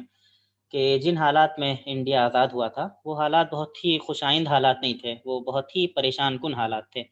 وہ حالات تھے جس کی وجہ سے مطلب جس میں کروڑوں لوگوں کی جانوں کا نقصان ہو رہا تھا، لاکھوں لوگ بے گھر ہو رہے تھے، اور بہت بڑے مسائل تھے وہاں پر، اور اس مسئلے کا صحیح یا غلط طور پر جو ذمہ دار ٹھہرایا جا رہا تھا وہ مسلمانوں کو ذمہ دار ٹھہرایا جا رہا تھا، اور مسلمانوں کو ملک کا جو اس وقت ملک تھا اس کا ایک حصہ الگ دے دیا گیا تھا۔ یہ اپنے آپ میں صحیح تھا یا غلط تھا یا کیا تھا، یہ ایک بحث بالکل الگ ہے اور اپنے آپ میں بہت زیادہ پرابلمٹک اور کنٹروورشل بحث ہے، لیکن کل ملا کر جو پکچر بنی تھی وہ یہ بنی تھی کہ مسلمان اس پوزیشن میں نہیں تھے کہ ہندوستان میں سیاسی طور پر کچھ بہت زیادہ ڈیمانڈ رکھ سکتے تھے اپنی۔ تو میں اسی لیے یہ نہیں کہوں گا کہ جو کچھ دستور بنا یا بالکل صحیح خطوط پر بنا یا اس سے بہتر نہیں بن سکتا تھا، لیکن میں یہ ضرور کہوں گا کہ اس وقت جو مسلمان سیاسی لیڈران تھے یا مذہبی لیڈران تھے وہ بہت زیادہ اس پوزیشن میں نہیں تھے کہ ان چیزوں کو انفلوئنس کر سکتے۔ جی سر، ان تمام چیزوں کو سننے اور سمجھنے کے بعد یہ ایک سوال ذہن میں آ رہا ہے کہ ان کی جو آئیڈیالوجی ہے، ان کا جو طریقہ کار ہے، اس کے لیے جو میڈیا کی ہیلپ لی جا رہی ہے یا میڈیا جو انکلوڈ ہے اس چیز میں، پھر چاہے وہ سوشل میڈیا ہو یا پرنٹ میڈیا ہو یا مین اسٹریم میڈیا ہو، تو جو ہیٹ سپیچز کا استعمال کیا جا رہا ہے اور جو ایکشنز لیے جا رہے ہیں معصوم لوگوں کے خلاف، اس کی اگزامپل آپ ارنب گوسوامی کی لے سکتے ہیں، اور جو ڈی این اے ہے اس کی بھی یہاں پر یہ مثال لی جا سکتی ہے۔ ان تمام کے ذریعے اسلاموفوبیا کو کہیں نہ کہیں عام کیا جا رہا ہے، اور اس کے بہت زیادہ خوفناک اثرات سوسائٹی پہ پڑ رہے ہیں۔ اس کے لیے ہم موب لنچنگ کو بھی ایز اے ایگزامپل لے سکتے ہیں۔ تو یہاں یہ سوال کھڑا ہو رہا ہے کہ یہ تمام چیزیں جو ہے میڈیا کے ذریعے کیا لوگوں میں، مطلب عام انسانوں میں، کامن مین میں کہیں نہ کہیں ان کی آئیڈیالوجی جڑ پکڑ رہی ہے اور بہت مضبوط ہوتے جا رہی ہے؟ یہ تو بہت ہی خطرناک ٹرینڈ ہے جو کہہ سکتے ہیں کہ ہندوستان میں کم سے کم پہلی بار سامنے آیا ہے، پہلی بار اس شدت سے سامنے آیا ہے، زیادہ صحیح الفاظ میں، کہ میڈیا جو ہے وہ بالکل حکومت کا اعلی کار بن گیا ہے۔ یعنی اس سے پہلے بھی میڈیا جو ہے وہ حکومت کا لحاظ رکھتا تھا، حکومت کی اسٹوری کو زیادہ بہتر انداز میں پریزنٹ کرتا تھا، لیکن ایک کرٹیکل انالیسس کی ایسی کمی جو ابھی اس وقت ہے ویسی کمی اس سے پہلے کبھی نہیں رہی تھی، یا میڈیا میں جو جرنلسٹ ہیں یا جو میڈیا پرسنس ہیں ان کے ضمیروں کی ایسی نیلامی جو ابھی ہو رہی ہے ویسی اس سے پہلے کبھی دیکھنے میں نہیں آئی تھی۔ تو میڈیا کا جو وقار تھا وہ بہت بری طرح مجروح ہوا ہے اس ایکٹیویٹی کے نتیجے میں، لیکن یہ کہ یہ حالات انشاءاللہ بہت دیر تک قائم نہیں رہیں گے، کیونکہ ان کو اپنا انالیسس، اپنا جائزہ لینا پڑے گا بحیثیت ایک پروفیشن کے، اور وہ جائزہ اگر یہ نہیں لیں گے تو الٹرنیٹیو میڈیا کی طرف لوگوں کا رجحان بڑھتا چلا جائے گا، کیونکہ لوگ جھوٹ کی ایک لمٹ ہوتی ہے، اور کچھ دنوں تک وہ اچھا بھی لگے، لیکن یہ کہ اس کے بعد لوگ خود اس سے بیزار ہو جاتے ہیں، کیونکہ جھوٹ کی جو زد ہے وہ سوسائٹی کے ضمیر پر پڑتی ہے، سوسائٹی کے اپنے انٹرسٹ پر دیر یا سویر پڑتی ہے۔ یعنی اگر کوئی سمجھے کہ ہم صرف ایک خاص طبقے کو ہی اپنے جھوٹ کے ذریعے اور اپنے ذمہ داریوں کو کما نہ نبھا کر صرف ایک خاص طبقے کو نشانہ بنا رہے ہیں، تو یہ بہت بڑی غلط فہمی ہے، کیونکہ یہ سلسلہ جیسے جیسے دراز ہوگا ویسے ویسے دوسری کمیونٹیز کی باری آئے گی، ویسے ویسے دوسرے افراد کی باری آئے گی، ایک ظلم سے دوسرے ظلم کو ڈیفینڈ کرنے کا راستہ نکلے گا، اور دھیرے دھیرے سب کو یہ سمجھ میں آئے گا کہ یہ جو ہو رہا ہے یہ نقصان ہو رہا ہے ہمارا۔ ہم تو یہ سوچ کر خوش تھے کہ مسلمانوں کا نقصان ہو رہا ہے، لیکن دراصل یہ ہمارا بھی نقصان یہاں پر ہونے لگا ہے۔ تو میڈیا کو تو ضرور اپنا احتساب کرنا پڑے گا، اور اس سلسلے میں مطلب کچھ پہل بھی نظر آ رہی ہے، لیکن یہ کہ بہت ہی ابتدائی معاملہ ہے، تو میں اس سلسلے میں کچھ نہیں کہہ رہا ہوں، لیکن یہ کہ یہ حالت انشاءاللہ زیادہ دن تک قائم نہ رہیں۔ لیکن ابھی جو حال ہے وہ بہت برا ہے، یہ بات اس میں آپ سے متفق ہوں کہ میڈیا جو ہے وہ اس اخلاقی سطح جتنی گر گئی ہے، اس کی لینگویج جیسی ہو گئی ہے، اور ڈیبیٹ کا جو معیار جتنا گر گیا ہے، وہ اس سے پہلے ہم کبھی نہیں دیکھتے تھے۔ یعنی یہ کہ اپوزیشن کو اپنی بات رکھنے نہیں دینا، ان کو بالکل ڈیمونائز کر کے پیش کرنا، اور حکومت کے اپنے جو اسپوکس پرسن ہیں ان سے زیادہ حکومت کی وکالت کرنے لگنا، یہ وہ چیزیں ہیں جو ہم کم از کم ہندوستان کی سطح پر اتنی شدت سے پہلی بار دیکھ رہے ہیں۔ لیکن یہ بھی کوئی نئی بات نہیں اپنے آپ میں، تاریخ اس کی بھی گواہ ہے کہ وقت کے میڈیا کو ظالم حکومتوں نے بہت ہی شاندار طریقے سے یوز کیا ہے، اور اس کی آزادیوں پر قدغن لگائی ہے۔ یہ بالکل ابتدائی دور میں بھی آپ دیکھ سکتے ہیں، یہ ہٹلر کے زمانے میں بھی آپ دیکھ سکتے ہیں، بلکہ یہ مقولہ تو اس کے میڈیا ایجنٹ کا، گوئبلس جس کا نام ہے، اس کا تھا کہ آپ جھوٹ کو لگاتار بولیے، 100 بار بولیے، اس سے زیادہ بار بولیے، اور اتنی بار بولیے کہ وہ لوگوں کو سچ محسوس ہونے لگے۔ تو ایسا محسوس ہوتا ہے کہ بالکل اسی ایجنڈے پر کام ہو رہا ہے، ہماری بریک چیزیں ہوتی ہیں وہ اسی حساب سے ڈیزائن کی جاتی ہیں کہ جھوٹ کو اس شدت سے بولا جائے، بار بار بولا جائے کہ لوگ اس کو سچ مان لیں۔ لیکن میں پھر یہ کہوں گا کہ لوگوں کو بہت جلدی احساس ہوتا ہے کہ ہم فیک نیوز جو ہے وہ ہمارا اور ہماری کنسائنس کا اور ہمارے نیشن کا ہی الٹیمیٹلی نقصان کر رہی ہے۔ اس کی ایک مثال جو ہے وہ امریکہ کی مثال ہے کہ 2001 کے بعد جب جنگ کا کوریج شروع ہوا افغانستان کی اور عراق کی، تو جو میڈیا تھا وہ بالکل پیٹریوٹک موڈ میں آ گیا امریکہ کا، اور وہی امریکیوں کے گلوریفیکیشن اور ساری چیزیں اس میں دکھائی جانے لگیں، اور میدان جنگ کی جو صحیح خبریں تھیں وہ نہیں آ رہی تھیں وہاں پر۔ تو جو صحیح خبریں تھیں میدان جنگ کی، وہ دکھانے کا کام کچھ دیگر میڈیا آؤٹلیٹس نے کیا۔ اگر مجھے صحیح یاد پڑ رہا ہے تو الجزیرہ وغیرہ نے اس کام کو شروع کیا اور بہت مقبول ہوئے، اور مغربی کنٹریز میں ان کی ویورشپ کافی بڑھ گئی۔ تو پتہ یہ چلا کہ اگر آپ سچ دکھائیں گے تو دیر یا سویر آپ کی جو ایکسیپٹنس ہے وہ بڑھتا چلا جائے گا، اور لوگوں کو بھی اس سے کمپٹیشن میں آنا پڑے گا، کیونکہ سچ جو ہے وہ زیادہ مضبوط اور زیادہ طاقتور، زیادہ پائیدار ہوتا ہے، اور خود لوگ پھر اس کو پسند کرنے لگتے ہیں۔ تو ہندوستان میں فی الحال تو اس کی کمی ہے کہ الٹرنیٹیو میڈیا اور اس طرح کی چیزیں ذرا بڑے پیمانے پر ابھریں، لیکن یہ کہ انشاءاللہ مایوسی کا کوئی مقام نہیں ہے، لوگوں کو بہت جلدی اس کا احساس ہونا چاہیے، ہوگا، اور اگر الٹرنیٹیو میڈیا کی طرف لوگ راغب ہوتے ہیں یا اس طرح کے میڈیا ہاؤسز کا قیام ہوتا ہے، تو یہ جو پروسیس ہے یہ ذرا زیادہ تیز ہو سکتا ہے، کم از کم مجھے ایسا لگتا ہے۔ جی سر، جیسا آپ بتائیں کہ الٹرنیٹیو میڈیا کی طرف کہیں نہ کہیں لوگوں کو اب متوجہ ہونا چاہیے، تو مطلب کیا آپشنس ہو سکتے ہیں جن کا استعمال کر کے ہم صحیح چیزوں کو عوام تک پہنچانے کی کوشش کریں؟ جیسا کہ ہم ان کی طرف سے اگر کوششوں کو دیکھیں تو جتنی بھی موویز ہیں یا پھر میڈیا کے جتنے بھی ذرائع ہیں، سوشل میڈیا کا سب سے زیادہ استعمال جو ہو رہا ہے، مین اسٹریم میڈیا سے زیادہ سوشل میڈیا پر لوگ آپس میں ہر وقت الجھے ہوئے رہتے ہیں ان چیزوں کو لے کے۔ تو اس کا صحیح طریقہ کیا ہو سکتا ہے کہ ہم لوگ کس طریقے سے ان تمام ذرائع کو استعمال کریں اور کیسا ہم اپنی بات سامنے رکھیں؟ دیکھیے، ایک زمانے میں میڈیا کا جو کام تھا وہ براڈ کاسٹنگ ماڈل پہ تھا کہ آپ براڈ کاسٹ کرتے تھے چیزیں، جیسے ریڈیو ہے، ٹی وی ہے، تو ان کا براڈ کاسٹنگ ماڈل کا مطلب یہ ہے کہ کوئی ایک وہاں سے بولے گا، باقی لوگ سنیں گے۔ اور اب ریڈیو سنتے وقت آپ نیوز پڑھنے والے کو چاہے جتنی گالیاں دے لیجئے، نہ اس کو پتہ چل رہا ہے، نہ آپ کے اور آس پاس کے 2-4 لوگوں کے علاوہ کسی اور کو پتہ چلنے والا ہے۔ یہی معاملہ ٹی وی کا بھی ہے کہ آپ ٹی وی پھوڑ ہی کیوں نہ دیں، وہ کوئی اس کا اندازہ نہیں ہوگا، نہ نیوز پڑھنے والے کو، نہ میڈیا ہاؤس کو، نہ ہی آپ کے گھر کے علاوہ کہیں اور اس بات کی گونج پہنچے گی کہ آپ نے ٹی وی پھوڑ دیا ہے غصے میں۔ لیکن یہ کہ سوشل میڈیا کے زمانے میں اب وہ براڈ کاسٹنگ ماڈل نہیں رہ گیا ہے، بلکہ اب انٹریکٹیو ماڈل ہے، اور اس انٹریکٹیو ماڈل کو اگر مطلب ذہانت کے ساتھ استعمال کیا جائے تو بہت ساری اخبارات کی اور میڈیا کی، نیوز چینلز کی پالیسیز پر اثر انداز ہوا جا سکتا ہے، کیونکہ اصلاً جو ان کا مقصد ہے وہ کسی بڑے نظریے کی خدمت نہیں ہے، بلکہ یہ ہے کہ ٹی آر پیز ہیں یا زیادہ سے زیادہ نفع حاصل کرنا ہے، اور جب ان کو محسوس ہو جائے کہ سیریسلی ہمارے جھوٹ کا نوٹس لیا جا رہا ہے، ہمارے جھوٹ کو پکڑ لیا جا رہا ہے، اور ہمارے خلاف عوام کا موڈ بن رہا ہے، اور ہم بطور جھوٹے مشہور ہو رہے ہیں، اور ہماری خبریں عوام میں غلط ثابت ہو جا رہی ہیں، تو شاید وہ ہوش کے ناخن لیں۔ یہ کام کرنے کے لیے ضرورت ہوگی اس بات کی کہ ہم ایک پیسیو واچر کی طرح چیزوں کو نہ دیکھیں، بلکہ ان کی تحقیق کریں، ان کے حقائق کا پتہ لگائیں۔ جب وہ ہمیں پتہ لگ جائیں تو ان کو ای میل کریں، سوشل میڈیا پہ یہ چیزیں شیئر کریں، ان کو ٹیگ کریں، ٹرینڈ بنائیں چیزوں کو، ہیش ٹیگس فروغ دیں، اور ان کی ایڈیٹوریل کی پالیسیز تک پہنچیں، یعنی ان کو اپنی پالیسیز بدلنے پر مجبور کریں۔ جو غلط اور نفرت پر مبنی ان کی پالیسیز ہیں، ان کی کوریج ہیں، ان میں کوئی غلطیاں ہیں تو ان پر مقدمات ہوں، ان پر مطلب اس طرح کی ان کو یہ ہو کہ ہمارا جھوٹ جو ہے وہ بغیر کانسیکوینسز کا نہیں ہوگا۔ یہ چیز جب ان پر واضح ہوگی کہ ہمارے جو قاری ہیں، اگر وہ نیوز پیپر کا معاملہ ہے، یا ہمارے جو ویورز ہیں اگر یہ چینلز کا معاملہ ہے، وہ بیدار ہیں، اور ہم جھوٹ جب پروسیں گے تو وہ اس کو ٹھنڈے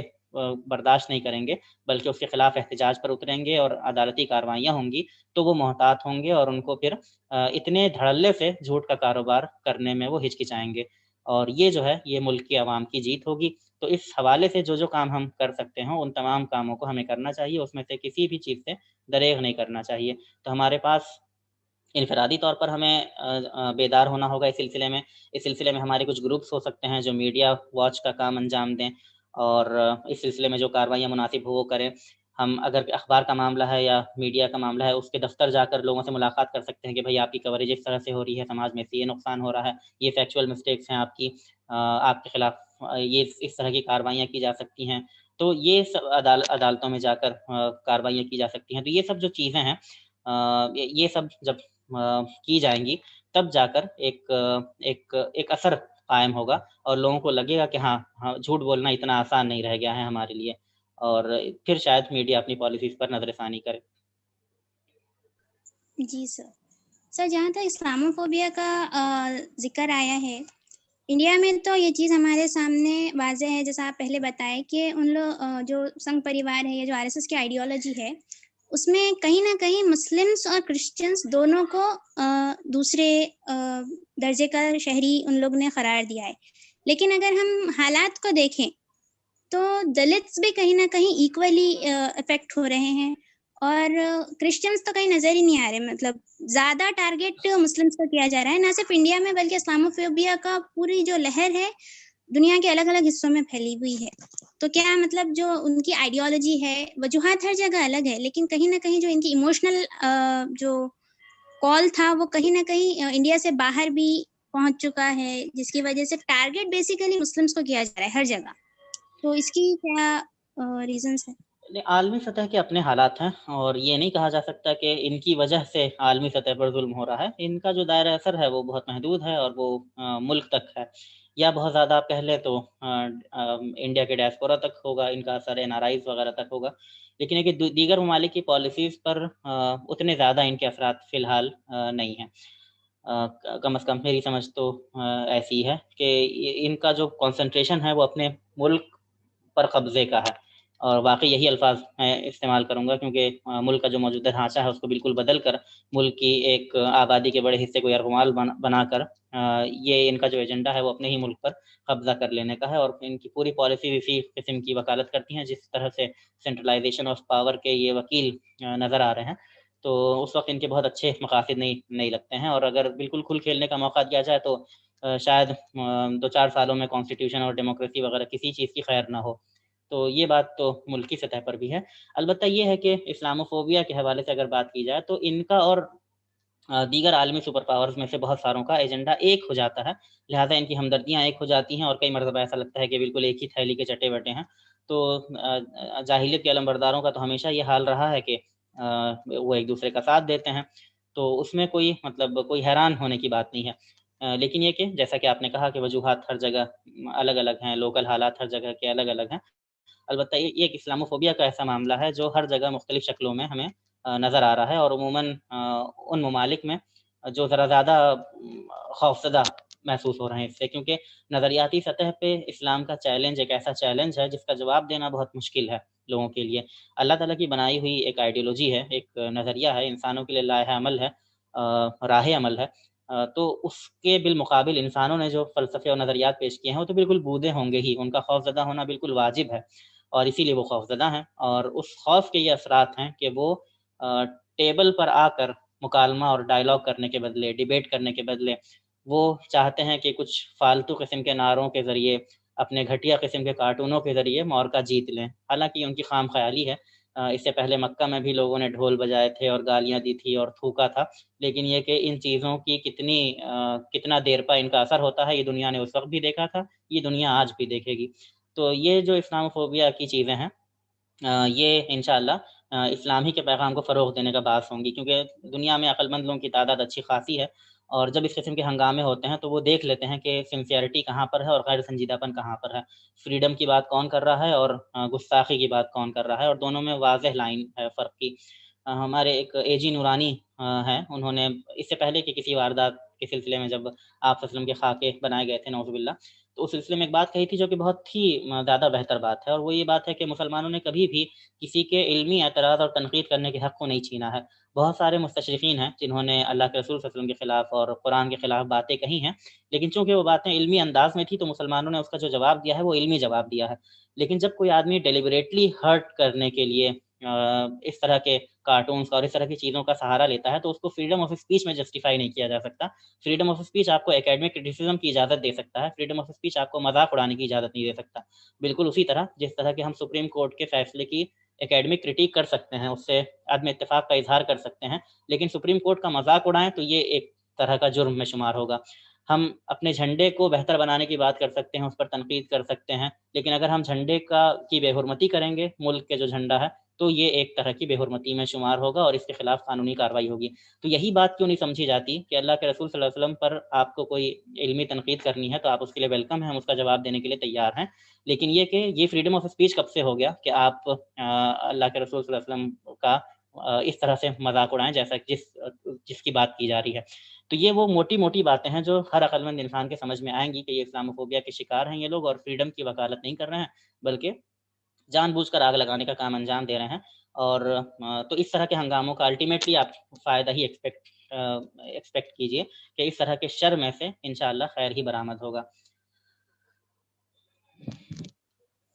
جی سر ایک سوال یہ آیا ہے پارٹیسپینٹس کی طرف سے کہ مسلمس کا بہت کم پولیٹیکل ریپرزنٹیشنس ہے، تو ایسے میں آگے تک ہم کیسا اسٹرانگلی کھڑے ہو سکتے ہیں پولیٹکس میں اسپیشلی؟ انڈیا کی بات ہو رہی ہے یہ؟ جی تو انڈیا میں مسلمانوں کا جو ریپرزنٹیشن ہے وہ آپ پائیں گی کہ ہر جگہ کم ہے، یعنی یہ کہ وہ نوکریوں میں کم ملے گا، وہ پولیٹکس میں کم ملے گا، وہ دیگر بہت ساری جگہوں پہ کم ملے گا۔ اس میں کچھ غلطی مسلمانوں کی اپنی طرف سے ہے، کچھ غلطی سسٹم کی ہے، دونوں کو ہائی لائٹ کرتے ہوئے چلتے ہیں۔ مسلمانوں کی غلطی تو بالکل واضح نظر آتی ہے بہت ساری چیزوں میں کہ کئی مرتبہ وہ خوف و ہراس کا شکار ہو جاتے ہیں، کئی مرتبہ وہ باتوں کی اہمیت کو محسوس نہیں کرتے، یونٹی کی اہمیت کو محسوس نہیں کرتے، کئی مرتبہ ایسا محسوس ہوتا ہے کہ جو ان کے انٹرسٹ ہیں وہ بہت ہی سطحی قسم کے انٹرسٹ ہیں کہ صرف اپنی زندگی گزار لینا اچھے سے اور کھانے پینے کا انتظام ہو جانا یا ہمیں کسی پروٹیکشن حاصل ہو جانا، یہی ہمارا مطمع نظر ہے۔ اور اس ملک کی تعمیر و ترقی میں جو کردار ادا کرنا چاہیے تھا، کئی مرتبہ ایسا محسوس ہوتا ہے کہ اس سے بالکل غافل سے ہو جاتے ہیں۔ تو یہ وہ غلطیاں ہیں جو ہماری ہیں، جن کو سدھارنے کی کوشش ہمیں کرنی چاہیے، انفرادی طور پر بھی کوششیں کرنی چاہیے، اجتماعی طور پر بھی کوششیں کرنی چاہیے سلسلے میں۔ اور یہ بہت خوشائند بات ہے کہ لوگوں میں بیداری پیدا ہو رہی ہے، اور بہت سی جو سوشل آرگنائزیشنس ہیں مسلمانوں میں وہ اس سلسلے میں بہت سارے اقدامات کر رہی ہیں۔ ہم دیکھ رہے ہیں کہ لوگوں کے لیے کوچنگ کا انتظام کیا جا رہا ہے، وہ نیٹ میں اور دیگر ایگزامس میں بیٹھ رہے ہیں، آگے آ رہے ہیں، اور ملک کی تعمیر و ترقی میں ان کا جو حصہ ہونا چاہیے اس کو ادا کرنے کی طرف بیدار ہو رہے ہیں۔ دوسری حصے کی جو کمیاں ہیں وہ سسٹم کی اپنی کمیاں ہیں۔ ہندوستان میں جو سسٹم ہے وہ جہاں اس میں بہت سی خوبیاں ہیں اور بہت سے حقوق اور آزادیاں ملی ہیں، وہیں اس میں کچھ کمیاں اور کوتاہیاں بھی اس سسٹم میں ہمیں نظر آتی ہیں۔ مثال کے طور پر ایک کمی یہ ہے پولیٹیکل سسٹم کی، اگر ہم بات کریں کہ ہمارے پاس ملٹی پارٹی سسٹم ہے، کئی ساری پارٹیاں ہوتی ہیں، لیکن ہمارے ہاں ووٹوں کو گننے کا وہ سسٹم ہے اور الیکشن جیتنے کا وہ سسٹم ہے جو 2 پارٹی سسٹم کے لیے مناسب ہے، یعنی جس کو سب سے زیادہ ووٹ مل گیا وہ جیت گیا۔ اب ایسے میں سوچئے کہ 10-15 پارٹیز 10-15 کینڈیڈیٹ لڑے اور ایک وہ کینڈیڈیٹ جیت گیا جس کو 15% ووٹ حاصل ہوئے تھے مثال کے طور پہ، اس سے کم میں بھی جیت سکتے ہیں۔ تو اس کا مطلب یہ ہوا کہ وہ اس پارٹی کی حکومت قائم ہوئی ہے جس کو 100 میں سے صرف 15 لوگ چاہتے تھے کہ اس کی حکومت قائم ہو، تو یہ سسٹم جو ہے یہ اس وقت مناسب ہے جب 2 پارٹی سسٹم ہو، تو یقین لامحالہ ایک 51% کم سے کم ہوں گے لوگ جو چاہیں گے کہ کسی ایک پارٹی کی حکومت قائم ہو، کیونکہ 2 ہی پارٹیاں الیکشن لڑنے والی ہیں اور ایک کے جیتنے کا امکان تبھی ہوگا جب 50 کراس کر جائے. تو یہ ایک بڑا پرسنٹیج ہے کہ اتنے سارے لوگ چاہ رہے ہیں کہ اس کی حکومت قائم ہو تو وہ سسٹم چلے. لیکن یہ کہ اگر ملٹی پارٹی سسٹم ہو جہاں پر بہت سارے لوگ الیکشن میں لڑنے والے ہوں اور وہاں پر آپ یہ کہہ دیں کہ جس کو سب سے زیادہ ووٹ ملے وہی حکومت قائم کرے، تو یہ ایک طرح سے ایک ناانصافی کی بات ہوگی، کیونکہ اس کی حکومت قائم ہو رہی ہے، میجورٹی جس چاہتی ہے جس کی حکومت قائم نہ ہو. تو ایسی جگہوں کے لیے جو سسٹم تجویز کیا گیا ہے وہ سسٹم ہے، اس کو پروپورشنل ریپرزنٹیشن کہہ سکتے ہیں، اس کو دیگر چیزوں کے ذریعے حل کیا جا سکتا ہے، جیسے پریفرینشیل سسٹم آف ووٹنگ جو ہوتا ہے، اس طرح کی چیزوں کے ذریعے کہ آپ ووٹنگ کی پریفرنس لیں ووٹر سے کہ آپ کو سب سے زیادہ کون پسند ہے، اس کے بعد کون پسند ہے، اس کے بعد کون پسند ہے. تو یہاں پر ترجیح یہ نہیں ہوتی ہے کہ آپ کسی کی پہلی پسند بن جائیں، بلکہ پولیٹیکل پارٹیز کی ترجیح یہ ہوتی ہے کہ آپ سب کے لیے قابل قبول ہوں. آج جو ہماری پالیٹکس ہے وہ اس بات کے ارد گرد گھومتی ہے کہ کس طرح ہم الیکشن جیت لیں، اور الیکشن جیتنے کے لیے ہمیں ووٹ کی ضرورت ہے. 10 سے 20%، 30% ووٹ ہمیں مل جائیں ملک کے عوام کے تو کافی ہے. چنانچہ اب ہم نفرت کا کاروبار کر کے بھی 10% اور 20% ووٹ لے سکیں تو اس کے لیے بھی ہمیں کوئی شرم نہیں آتی یہ کام کرتے ہوئے. لیکن جہاں پر الیکشن جیتنے کے لیے شرط یہ ہوگی کہ آپ کو میکسیمم لوگوں کے لیے قابل قبول ہونا ہوگا، وہاں پر شاید پالیٹکس میں نفرت کا یہ کاروبار اتنے دھڑلے سے انجام نہ دیا جا سکے. تو ملک کے سسٹم کی کچھ خرابیاں ہیں جس کی وجہ سے جو کمزور طبقات ہیں، جو مائنورٹیز ہیں مختلف قسم کی، ان کا پارٹیسپیشن مشکل ہو جاتا ہے، نمبر 1. اور نمبر 2 کہ نفرت کی پالیٹکس ذرا زیادہ آسان ہو جاتی ہے، کیونکہ اس کے ذریعے کچھ لوگوں کو ورغلا کر الیکشن جیتنے میں، الیکشن میں کامیابی حاصل کر لینا آسان ہو جاتا ہے. اگر سسٹم کو بدلا جائے، اسے زیادہ ڈیموکریٹک بنایا جائے، زیادہ فرینڈلی بنایا جائے لوگوں کے لیے، تو شاید مائنورٹیز، مختلف قسم کی مائنورٹیز کا ریپرزنٹیشن بھی آسان ہوگا، اور شاید نفرت کا کاروبار سیاست کے ذریعے چمکانا مشکل ہوتا چلا جائے گا. جی سر انجسٹس کی جو بات ہے مائنورٹیز کے ساتھ، پھر چاہے وہ مسلم مائنورٹیز ہو یا ان کی اپنی کاسٹ سسٹم کی وجہ سے جو مائنورٹیز کریٹ ہوئی ہیں وہ ہوں، تو ایسے کئی واقعات ہیں جس کی وجہ سے ہمارے سامنے ان کا انجسٹس بالکل کھلم کھلا واضح ہے، لیکن اس کے باوجود عدالتیں ان کی ہے، حکومت ان کی ہے، جج ان کے ہیں. تو ایسے میں عوام کا ہمارا کیا طریقہ کار ہونا چاہیے؟ مطلب ایسا تو نہیں ہو سکتا کہ ہم ظلم کو ہوتا ہوا دیکھتے رہیں اور محض صبر کے ساتھ اس چیز کے لیے انتظار کرتے رہیں کہ کب اللہ اپنی لاٹھی اٹھائیں گے اور کب انصاف ہوگا. تو ایسے میں ہم کیا کریں؟ خاص طور سے جو ہمارے ملک کی صورتحال ہے، اس میں ہم دہلی فسادات کے بھی مثال لے سکتے ہیں کہ ایک عرصہ گزر چکا ہے اس واقعے کو، لیکن اب تک ڈیٹین ہو رہے ہیں لوگ، ارسٹ ہو رہے ہیں اسٹوڈنٹس. تو ان تمام چیزوں کا کیسا ہم لوگ اس چیز پر ہمارا کیا لاہ عمل ہونا چاہیے؟ جی، جو میری مراد تھی وہ یہ نہیں تھی کہ ہم کچھ نہیں کریں گے یا بیٹھے رہیں گے، وہ مراد یہ تھی کہ ہم غلط راستے اختیار نہیں کریں گے، کیونکہ اس کے نتائج جو ہوں گے وہ زیادہ بھیانک ہوں گے اور زیادہ غلط ہوں گے.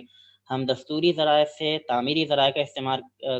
کرتے ہوئے تنقید بھی کریں گے، حق بات بھی کہیں گے، دعوت بھی دیں گے، اور اپنا جو کام ہے ظلم کے خلاف جم کر آواز اٹھائیں گے. یہ تمام کام ہم کریں گے. تو اس پہلو سے، اور یہ تو ایک بات ہوئی جو کہ کلیریفیکیشن تھا، لیکن دوسری بات جو آپ کے سوال کا جواب ہے وہ یہ ہے کہ یہ ایک ڈیموکریسی ہے، اور ڈیموکریسی کا مطلب یہ ہے کہ یہاں پر عوام کے سنے جانے کا کوئی نہ کوئی میکانزم موجود ہے. میں نے کہا کہ اس ڈیموکریسی کو امپروو ہونے کی ضرورت ہے. یہ جو بنی ہے یہ بہت سارا اس میں خامیاں ہیں، خصوصاً الیکشن کی ایک خامی کی طرف میں نے اشارہ کیا، اور اس طرح کی اور بہت ساری خامیاں مل جائیں گی انالائز کریں گی تو. لیکن یہ کہ جو بات ہے وہ یہ کہ یہاں پر عوام کی سنی جائے گی، ڈیموکریسی ہے یہ. تو اب جب عوام کا کوئی نہ کوئی اسٹیک ہے اس میں، اور ہم بھی اس ملک کی عوام ہیں، تو اس ملک میں اگر کچھ برا ہو رہا ہے تو اس کے لیے ہم بھی ذمہ دار ہیں. اس ملک میں اگر غلط لوگوں کی حکومت قائم ہوئی ہے تو ہم بھی اس ذمہ داری سے پلنا نہیں جھاڑ سکتے. اس ملک کی جو پبلک انسٹیٹیوشنس ہیں، اس ملک کے جو ادارے ہیں، ڈیموکریسی کے جو پلرس ہیں، ان میں اگر خرابی پیدا ہوئی ہے تو ہم بھی اس کے لیے ذمہ دار ہیں. جب یہ خرابی پیدا کی جا رہی تھی، جب ان جڑوں میں سڑن پیدا ہو رہی تھی، تو وہ لمحہ تھا کہ ہم بیدار ہوتے اور ہم چیزوں کو ٹھیک کرتے. تو یہ تمام جو نیک دل اور امن پسند عوام ہے، یہ ان لوگوں کی غلطیوں کا بھی نتیجہ ہے کہ برے لوگ اگر سیاست میں آگے آ رہے ہیں یا برے عناصر ملک کے اداروں پر قبضہ کرتے چلے جا رہے ہیں، تو یہ اچھے لوگوں کی غلطیوں کا نتیجہ بھی ہے، اس کے لیے اچھے لوگ بھی ذمہ دار ہیں۔ برے لوگوں سے تو آپ بہت زیادہ امید بھی نہیں کر سکتے، ان سے تو برائی ہی ایکسپیکٹ کی جا سکتی ہے، لیکن یہ ان اچھے لوگوں کا کام تھا، ملک کے خیرخواہ اور امن پسند لوگوں کا کام تھا کہ وہ ایسی چیزوں کو نہ ہونے دیتے۔ وہ اگر ہوئی ہیں تو یہ ان کی غلطی ہے اور اپنی ذمہ داریوں کو انہیں تسلیم کرنا ہوگا، اور اس سلسلے میں جو اقدامات کیے جا سکتے ہیں وہ اقدامات انہیں کرنے ہوں گے کہ یہ ادارے کس طرح سے جو نفرت کی آماجگاہ بن گئے ہیں، تعصب کی آماجگاہ بن گئے ہیں، کس طرح سے نفرت اور تعصب کو وہاں سے ختم کیا جائے، اور ملک پر جو نفرت والے عناصر قبضہ جما چکے ہیں کس طرح سے ان کے قبضے سے ملک کو نجات دی جائے، اور ایک بار پھر محبت اور ٹالرنس کے ساتھ حکومت کی راہیں ہموار کی جائیں۔ تو یہ اس پر عمل پیرا ہونے کے لیے آپ کو دستوری ذرائع کا استعمال کرتے ہوئے، مثال کے طور پر شاہین باغ کی جو موومنٹ تھی وہ بالکل اپنے دستوری حقوق کا استعمال کرتے ہوئے ایک اہم حقیقت کی طرف اشارہ تھا کہ اگر آپ پارلیمنٹ کے ذریعے ظلم کرنے کی کوشش کریں گے تو عوام جس کے آپ نمائندہ ہونے کا دعویٰ کر رہے ہیں، ہم آگے آئیں گے اور آپ کو آپ کی غلطی کا احساس دلائیں گے۔ یہ بالکل جمہوری اور دستوری طریقے سے ایک ایسا احتجاج تھا جس کو عالمی سطح پر سنا گیا، اور آپ دیکھیں گے کہ مودی کے بالمقابل بلقیس دادی کھڑی ہو گئیں اور ٹائمز نے ان کو 100 موسٹ انفلوئنشل پیپل میں جگہ دی۔ تو یہ ایک بڑی کامیابی ہے، یعنی ٹائمز میں آنا نہیں، لیکن یہ کہ وہ تو ہے ہی، لیکن یہ کہ ایک اس طرح سے کھڑے ہو جانا ملک کی عوام کا اور اس طبقے کا جس کو کمزور سمجھا جاتا ہے، جس کو کچلا ہوا سمجھا جاتا ہے، جس کی خیر خواہی کے ابھی مہینہ بھر پہلے وہ لوگ علمبردار تھے کہ ہم ٹرپل طلاق اور یہ اور وہ کر کے ان کے بڑے خیر خواہ بن رہے ہیں، تو ان کا اصلی چہرہ ان خواتین نے اپنی موومنٹ کے ذریعے سامنے لا دیا۔ یہ طریقہ ہے کہ جمہوریت کے اس سٹیج پر آپ کو بالکل کریٹیولی، کنسٹرکٹیولی اپنی بات کو رکھنے کا ہنر آنا چاہیے، اور اگر آپ ایسا کر سکیں گے تو آپ کی باتوں کا اثر محسوس کیا جائے گا۔ جی سر ایک سوال یہ آیا ہے کہ جیسا ہم لوگ ابھی ظلم اور تشدد کی بات کر رہے ہیں کہ انجسٹس بالکل واضح ہے، لیکن اس کے باوجود سوسائٹی میں ایسے سیکشنز ہیں دونوں طرف سے، مسلمس بھی ہیں اس میں اور نان مسلم سیکشنز بھی ہے، جو اس چیز کو سرے سے ڈینائی کر دیتے ہیں کہ ایسی کوئی انجسٹس سماج میں موجود ہی نہیں ہے، یہ لوگوں نے ذاتی طور پر یا نظریاتی طور پر اٹھائے ہوئے موضوعات ہیں، اور ایسا کوئی انجسٹس گورنمنٹ کی طرف سے نہیں ہو رہا ہے۔ اس قسم کی باتیں کرنے والا ایک سیکشن ہے موجود، تو ہم ایسے لوگوں سے کس طریقے سے ڈیل کر سکتے ہیں؟ نہیں مطلب اگر کوئی آدمی یہ کہے دوپہر میں کہ بھائی سورج نہیں نکلا ہے، نہیں دکھ رہا ہے، ابھی رات ہے، تو ایسے آدمی کا تو کوئی علاج نہیں ہے، کیونکہ جو ظلم ہو رہا ہے وہ دکھ رہا ہے سب کو، وہ سب کے سامنے ہو رہا ہے، اس پر صرف ہم نہیں بلکہ انڈیپینڈنٹ ہیومن رائٹس آرگنائزیشنس ہیں، انٹرنیشنل آرگنائزیشنس ہیں، وہ تمام لوگ اس کے خلاف بول رہے ہیں، آوازیں اٹھا رہے ہیں۔ تو ظلم کا ظلم ہونا یہ تو بالکل واضح سی بات ہے، اور اگر کوئی کسی واضح سی بات کو جھٹلانے پر تل جائے، سورج کے انکار پر تل جائے، تو مطلب اس کو ڈیبیٹ کے ذریعے قائل کرنا ممکن نہیں ہے، آپ کو اس کا جواب دینا پڑے گا تاکہ دوسرے جو لوگ ناواقف ہیں ان پر ان کا اثر نہ ہو، لیکن یہ کہ آپ ان کو قائل نہیں کر سکتے، کیونکہ اس کا مطلب یہ ہے کہ وہ خود ظلم کے علمبردار ہیں۔ اگر وہ زبردستی ظلم کو جھٹلانے پر یا ظلم کو انصاف ثابت کرنے پر تلے ہوئے ہیں تو اس کا مطلب یہ ہے کہ وہ ظلم کے علمبردار ہیں، ان کو قائل کرنا ممکن نہیں ہے۔ ہاں، ان کا جواب آپ کو اس لیے دینا ہے تاکہ لوگوں پر ان کی حقانیت کھل کر سامنے آ جائے اور لوگ گمراہ نہ ہو۔ تو یہ کام ہم اسٹیٹسٹکس کے ذریعے کر سکتے ہیں، یہ کام ہم مختلف رپورٹوں کے ذریعے کر سکتے ہیں، یہ کام ہم منطق اور لاجک کے ذریعے کر سکتے ہیں، اور حقائق کو جب لوگوں کے سامنے آئیں گے تو زیادہ تر لوگ ایسے ہوتے ہیں جو حقائق کو تسلیم کرتے ہیں، اس کو مانتے ہیں۔ تو میرے خیال میں اس بات میں کسی کو کوئی شک نہیں ہونا چاہیے کہ اس ملک میں 2014 سے جو ظلم ہے، جو زیادتیاں ہیں، وہ کچھ بڑھ گئی ہیں۔ ایسا نہیں کہ پہلے نہیں تھیں، لیکن یہ کہ وہ کچھ بڑھ گئی ہیں اور کچھ خاص کمیونٹی کو، کچھ خاص گروپس کو ٹارگٹ ذرا زیادہ کیا جانے لگا ہے۔ تو یہ وہ بات ہے جس کو انٹرنیشنل آرگنائزیشن نے بھی جس کا نوٹس لیا ہے، اور ہر امن پسند آدمی جو بیدار بھی ہو، جس کا ذہن کھلا ہوا ہو، جو آنکھیں کھول کر دیکھتا ہو، وہ اس بات کو محسوس کر سکتا ہے۔ تو اگر کوئی بالکل تل جائے انکار کرنے پر تو اس کا تو کوئی علاج نہیں ہے، لیکن یہ کہ جو عام لوگ ہیں وہ اس بات کو تسلیم کرنے کے علاوہ کوئی چارہ نہیں ہے ان کے پاس، کیونکہ یہ بالکل واضح اور بیان بات ہے۔ جی سر، اس بات پہ سے ایک سوال یہ آیا ہے ذہن میں کہ جو عام افراد ہیں، جو سوسائٹی میں موجود لوگ ہیں مسلمانوں کے علاوہ، ان میں سے کئی مطلب ایسے سوالات اکثر اٹھاتے ہیں کہ مسلمان بھی تو اپنی آئیڈیالوجی اور اپنے مقاصد کے تحت ہی کام کر رہے ہیں، اور اپنے دین کو، اپنے آئیڈیالوجی کو ہی ملک پر نافذ کرنا چاہ رہے ہیں، تو ایسے افراد کے ساتھ ہمارا کیا رویہ ہونا چاہیے؟ مطلب ریئیکشن نہیں دیتے ہوئے ہم کیسے اپنے رویے کو صحیح طریقے سے مولڈ کر سکتے ہیں؟ نہیں، ہم کہاں کوئی چیز چھپا رہے ہیں. ہم نہ اس بات پر اعتراض کر رہے ہیں کہ آپ اپنی آئیڈیالوجی کو غالب کرنے کی کوشش مت کیجیے. ہم یہ کہہ رہے ہیں کہ چیزیں لیول پلینگ فیلڈ ہونی چاہیے اور اس میں دھاندلی نہیں ہونی چاہیے. یعنی یہ کہ آپ کہیے کہ آپ ہندو راشٹر کا قیام کرنا چاہ رہے ہیں اور اس کو قائم کیجیے، لیکن آپ اس دعوے کے تحت آئیں کہ ہم ملک میں ڈیموکریسی ہوگی اور ہم اسی کا کانسٹیٹیوشن کا حلف لے رہے ہیں اور اسی کے بعد ہم ملک کے اقتدار پر قبضہ کر رہے ہیں اور ہمارا وعدہ ہے سب کا ساتھ اور سب کا وکاس ہوگا، اور اس کے بعد ہم ایک طبقے کے خلاف ظلم اور ناانصافی کی انتہا کر دے رہے ہیں. تو اس جھوٹ اور دروغ گوئی کے خلاف ہیں ہم کہ اور عوام بھی اس کے خلاف ہے، کیونکہ اگر وہ یہ صاف صاف اپنے عزائم کا اظہار کرتے تو مجھے نہیں لگتا ہے کہ ملک کی ایک جو عوام ہے وہ ان کو منتخب کرتی. تو یہ تو سراسر دھوکے بازی کی بات ہوئی کہ آپ نے بات کی کہ آپ ڈیولپمنٹ کا کام انجام دیں گے، آپ عوام کو خوشحال بنائیں گے، آپ ان کے جو معاشی مسائل ہیں ان کو حل کریں گے، اور آنے کے بعد آپ نے اس طرح کی باتیں شروع کر دیں جو صرف اور صرف نفرت کے ایجنڈے پر مبنی تھی. اس میں مسجد اور مندر کا قضیہ تھا، اس میں ٹرپل طلاق تھا، اور اس طرح کی تمام چیزیں تھیں جس کا ملک کے عوام کے ڈیولپمنٹ سے کوئی خاص لینا دینا نہیں ہے، بلکہ ان کو نیچے ہی گرانے کی بات ہے. ڈیمونیٹائزیشن اور اس طرح کی پالیسیز کی اگر بات کریں تو یہ تو اس دھوکہ دہی کے خلاف ہیں. اگر آپ اطمینان کے ساتھ کوئی آئیڈیالوجی یہ کہتی ہے، جیسے کمیونسٹ آئیڈیالوجی یہ کہتی ہے کہ کمیونزم میں ملک کی نجات ہے، مسلمان اگر یہ کہیں کہ اسلام میں ملک کی نجات ہے، اس کو ہم ملک کے سامنے پیش کریں گے، اور اگر ملک اس کو ایکسیپٹ کرتا ہے تو ہم اس نظام کے ذریعے خیر اور برکت اس ملک میں آئے گی. تو اس چیز میں کوئی برائی نہیں ہے. آخر میں ایک جمہوریت ہے، اور اس جمہوریت میں ہر انسان کو اپنی بات کہنے کا، اپنے نظریے کو پیش کرنے کا، اپنے نظریے کی وکالت کرنے کا، اپنے مذہب کو پیش کرنے کا، اپنے مذہب کی تبلیغ کرنے کا، یہ تمام حقوق ایک ڈیموکریسی میں ہوتے ہیں.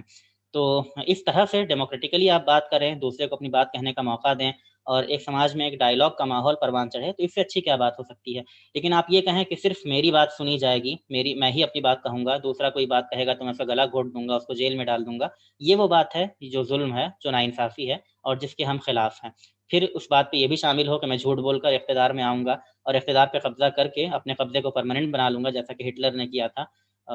اور میں دوسرے کسی کو بولنے کا اور کھل کھیلنے کا موقع نہیں دوں گا. تو یہ وہ چیزیں ہیں جس کے خلاف ہم بولتے ہیں. اگر انسان بالکل ایمانداری کے ساتھ کوئی تنظیم اپنے نظریے کو عوام کے سامنے پیش کرے اور عوام کو یہ اختیار دے کہ وہ اس نظریے کو قبول بھی کر سکتے ہیں، رد بھی کر سکتے ہیں، تو اس دعوت دینے سے کسی کو کوئی اختلاف نہیں ہے. یہ RSS کا حق ہے کہ وہ ہندوتو کی طرف لوگوں کو بلائے، یہ ہمارا حق ہے کہ ہم اسلام کی طرف لوگوں کو بلائیں، یہ کسی دوسرے کمیونسٹوں کا حق ہے کہ وہ کمیونزم کی طرف لوگوں کو بلائیں، یہ کانگریس کا حق ہے کہ وہ اپنی پالیسیز اور اپنے ایجنڈا اور اپنے مینیفیسٹو کی طرف لوگوں کو بلائے. تمام لوگوں کو یہ حق ہے کہ وہ ملک کی بہتری کے لیے جو پالیسیز مناسب سمجھتے ہوں ان پالیسیز کو عوام کے سامنے رکھیں، اور ایک ڈیموکریسی میں یہ عوام کا حق ہے کہ وہ جس کو بہتر سمجھے اس پالیسی کو اڈاپٹ کرے، اس پارٹی کو اڈاپٹ کرے، اور اس کی حکومت، اس کا نظام جو ہے ملک پر قائم ہو. یہ ایک لیول پلینگ فیلڈ ہونی چاہیے. لیکن جہاں پر کوئی ایک پارٹی یہ کہے کہ صرف ہماری بات سنی جائے گی اور دوسری تمام آوازوں کو ہم بند کر دیں گے، وہ ظلم ہے، اور اس ظلم کے ہم خلاف ہیں. جی سر یہ تو پالیٹکس اور گورنمنٹ کے سلسلے میں ہماری بات ہو گئی، لیکن اس میں جو اندھ بھکت کا جو رول ہے، جو اکثر عام افراد سے مطلب جن کا تعلق ہوتا ہے، اور یوزولی ہم دیکھتے ہیں کہ جب بھی ہم کوئی دعویٰ کا کام کرتے ہیں تو ایسے میں کافی لوگ ہوتے ہیں جو سیدھا ہمارے کام کے اوپر سوال کھڑا کر دیتے ہیں، یا اندھ بھکت ہونے کی وجہ سے ان کو ہمارا کام غلط نظر آتا ہے. تو ایسے افراد سے ہم کس طرح ڈیل کریں؟ آپ ان کو یہ بتا سکتی ہیں کہ جو کام ہے، چاہے وہ دعوت دین کا کام ہو، چاہے وہ خدمت خلق کا کام ہو، چاہے وہ اصلاح معاشرہ کا کام ہو، اس میں سے جو کام بھی ہو، وہ اس میں انسانی حیثیت سے بھی کوئی اعتراض نہیں کیا جا سکتا ہے، اس پر قانونی حیثیت سے بھی کوئی اعتراض نہیں کیا جا سکتا ہے. یعنی اگر کسی کا گلا کاٹا جائے تو انسانی حیثیت سے بھی غلط ہے، وہ قانونی حیثیت سے بھی غلط ہے، وہ ایک جرم ہے. چوری کی جائے تو یہ ہر حیثیت سے غلط ہے. اسی طرح کسی کو لوٹا جائے تو ہو سکتا ہے کہ کوئی نہ کوئی قانونی جسٹیفیکیشن اس کا مل جائے، لیکن انسانی حیثیت سے وہ غلط ہو جاتا ہے. لیکن یہ کہ آپ جس بات کو صحیح سمجھیں، اس بات کو لوگوں تک پہنچائیں، اس بات کو لوگوں کے سامنے پیش کریں، یہ نہ انسانی حیثیت سے غلط ہے، نہ قانون ہی آپ کو اس سے روکتا ہے، نہ دستور آپ کو اس سے روکتا ہے. تو یہ وہ بات ہے جس کو کہنے میں، سننے میں اور بتانے میں کوئی جھجک اور کوئی پریشانی ہمیں نہیں ہونی چاہیے کہ آپ بتائیے کہ کس حیثیت سے یہ بات غلط محسوس ہوتی ہے، اور ہم اس کا جواب دینے کے لیے تیار ہیں. تو ہاں، کسی کو اگر زبردستی کسی نظریے کو ماننے پر مجبور کیا جائے تو یہ بات اپنے آپ میں غلط ہے. کسی کو ڈرا دھمکا کر رشوت دے کر کسی پیغام کو ماننے پر مجبور کیا جائے تو یہ بات غلط ہے. لیکن ایسی باتیں نہیں ہوتی. جب مسلمان دعوت دیتا ہے، اسلام کی طرف لوگوں کو بلاتا ہے، تو اس کی زیادہ فوکس اس بات پر ہوتا ہے کہ اسلام کے تعلق سے جو غلط فہمیاں پھیل گئی ہیں وہ دور ہو جائیں، لوگ اسلام سے جو مختلف قسم کی نفرتوں کا شکار ہو جا رہے ہیں وہ نفرتیں دور ہو جائیں. اس کے بعد اگر وہ اسلام کا مطالعہ کرتے ہیں، اسلام سے متاثر ہوتے ہیں، تو یہ ان کا دستوری حق ہے کہ وہ جس نظریے کو چاہیں اس نظریے کو اختیار کر لیں. یہ ان کے اپنے ذاتی، اپنے ضمیر کا، اپنے ایمان کا معاملہ ہے. تو اس طرح کی ایکٹیویٹیز پر، دعوت کی ایکٹیویٹی ہو یا دیگر ایکٹیویٹیز ہوں، اس پر اعتراض کرنے والے جو لوگ ہوتے ہیں وہ اپنے نظریے پر، اپنے دین پر جو ان کا شرح صدر ہے وہ متاثر معلوم ہوتا ہے، اور وہ ان کو اپنی کمزوریوں سے، اپنے فلسفے اور نظریے کی کمزوریوں سے وہ بخوبی واقف ہوتے ہیں. لہٰذا ان کو ایسا لگتا ہے کہ اگر ایک بہتر نظریہ اور ایک بہتر دین جو ہے وہ لوگوں کے سامنے آتا ہے تو لوگ اس کو قبول کریں گے، اور اس سے ہماری تعداد پر اور اس پر فرق پڑ جائے گا. تو وہ اس طرح کے خوف و ہراس میں مبتلا ہوتے ہیں. لیکن یہ بات چونکہ اس کا اقرار نہیں کر سکتے، لہٰذا اس کو اس طرح سے پیش کرتے ہیں جیسے کہ جو نیکی کی طرف اور بھلائی کی،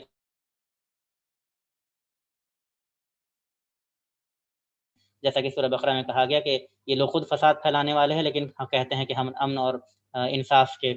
پجاری ہیں.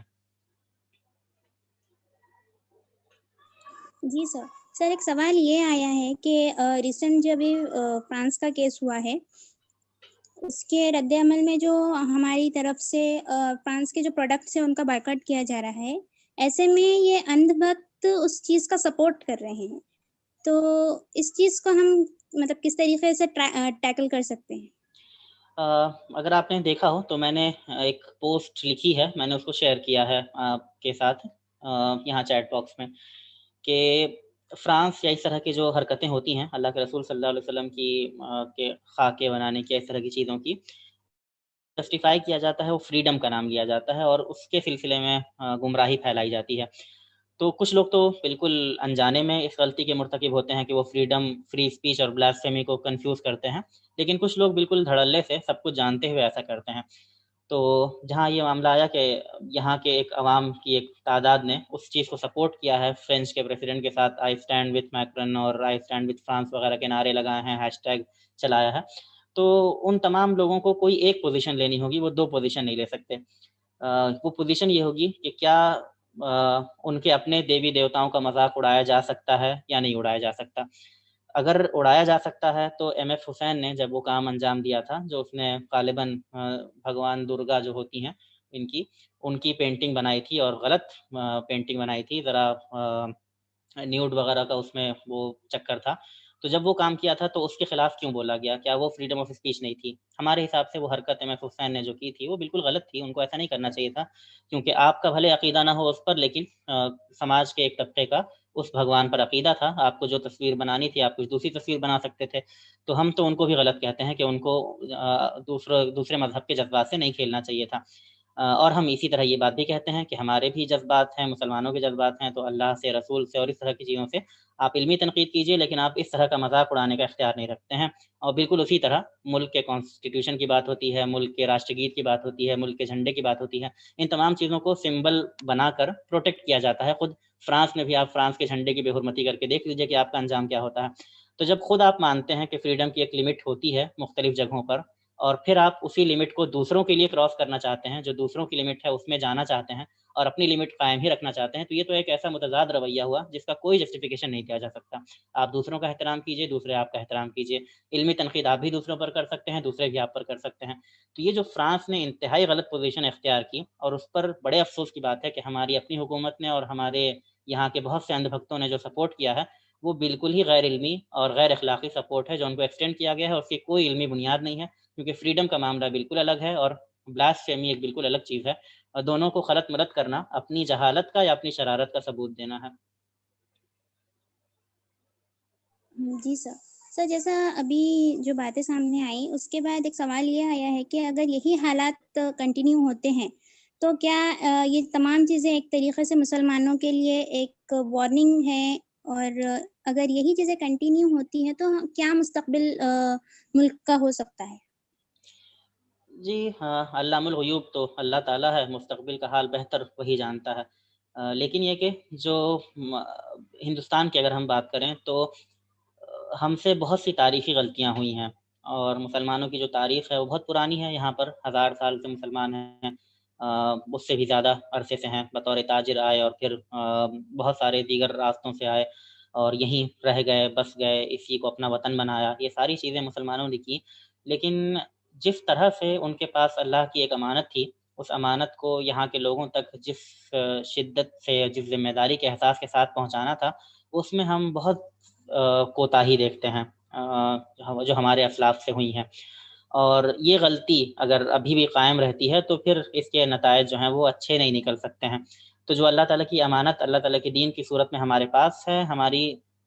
پہلی ترجیح یہ ہونی چاہیے کہ ہم لوگوں تک اس امانت کو پہنچائیں، اور لوگ جو اللہ تعالیٰ کے دین سے متنفر ہوتے چلے جا رہے ہیں نفرت کے پروپیگنڈے کے نتیجے میں، وہ اللہ تعالیٰ کے دین کو صحیح معنوں میں جانیں، سمجھیں، اور پھر یہ ان کی ذمہ داری ہو کہ وہ اللہ تعالیٰ کے دین کے ساتھ کیا معاملہ کرتے ہیں. ان کو کامیابی کا راستہ اچھا لگتا ہے یا ابدی ناکامی کا راستہ اچھا لگتا ہے. لیکن یہ کہ ان کے پاس یہ ایکسکیوز نہیں ہونا چاہیے کہ یہ باتیں ہمیں ہمارے پڑوسیوں نے بتائی نہیں. احمد اور محمد میرے ساتھ آفس میں کام کرتے تھے، لیکن انہوں نے میرے ساتھ چائے تو ضرور پی، میرے ساتھ برگر بھی کھایا، لیکن مجھے کبھی قرآن اور حدیث کے بارے میں نہیں بتایا. یہ شکایت قیامت میں اگر وہ کرنے کے قابل ہو گئے تو یہ بہت ہی بڑے نقصان کا سودا ہوگا ہمارے لیے. تو ملک میں ہمارے برادران وطن کے سامنے اسلام کے صحیح پیغام کو واضح کرنا یہ ہماری اپنی ذمہ داری ہے. اللہ تعالیٰ کی امانت کو ان تک پہنچانا یہ ہماری ذمہ داری ہے، اور اس ذمہ داری کو کما حقہ نہ نبھانا یہ ہماری تاریخی غلطی ہے. اس غلطی کو ہمیں ایکسیپٹ کرنا ہوگا اور بحیثیت امت ہندوستان میں اس کام کا بیڑا اٹھانا ہوگا کہ ہم لوگوں تک اسلام کے صحیح پیغام کو پہنچائیں گے. اس سے نفرتوں کے جو بادل چھائے ہوئے ہیں، غلط فہمیوں کے جو بادل چھائے ہوئے ہیں، ان کے چھٹنے بھی مدد ملے گی، اور ملک کی تعمیر و ترقی کا راستہ جو ہے وہ ہموار ہوگا. جی سر ایک سوال یہ آیا ہے کہ خاص طور سے جو بی جے پی کا آئی ٹی سیل کام کر رہا ہے، جو فیک نیوز مختلف ہیش ٹیگس کے ذریعے پھیلائی جا رہی ہے، ٹرینڈ کرائی جا رہی ہے، ایسے میں ہم کیا کریں؟ مطلب سوشل میڈیا کا بیسیکلی اگر ہم استعمال کرتے ہیں، ٹویٹر وغیرہ کا، تو جو ہم ریگولر اس میں اپڈیٹس ہوتی ہیں، اس میں اگر ہم ہیش ٹیگس دیکھیں تو زیادہ تر ہیش ٹیگ ایسے ہوتے ہیں جس کے ذریعے سے اسلام کے خلاف باتیں پھیلائی جاتی ہے، یا باقاعدہ قرآن کی کچھ آیتوں کو لے کر اس کے اوپر ایک ایسا کنٹینٹ لکھا جاتا ہے جس سے یہ شو ہوتا ہے کہ اسلام مطلب خون ریزی کو یا پھر تشدد کو پروموٹ کر رہا ہے. تو ایسے ہیش ٹیگس جب یوز ہوتے ہیں تو ہم اپنے آپ میں ایسا کیا کر سکتے ہیں ان ہیش ٹیگس کے اگینسٹ؟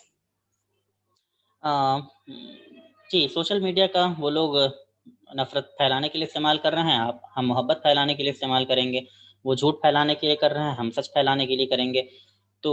اس کا تو علاج یہی ہے کہ ان کے غلط ہیش ٹیگس کا جواب صحیح ہیش ٹیگ سے دیا جائے، جھوٹے ہیش ٹیگس کا جواب سچے ہیش ٹیگ سے دیا جائے، اور جو نفرت اور غلط فہمیاں وہ پھیلانے کی کوشش کر رہے ہیں اس کا جواب دینے کی کوشش کی جائے. تو سوشل میڈیا کو واچ کرنے والی آپ کی بھی ٹیمیں ہوں، آئی ٹی سیل آپ کا بھی ہو،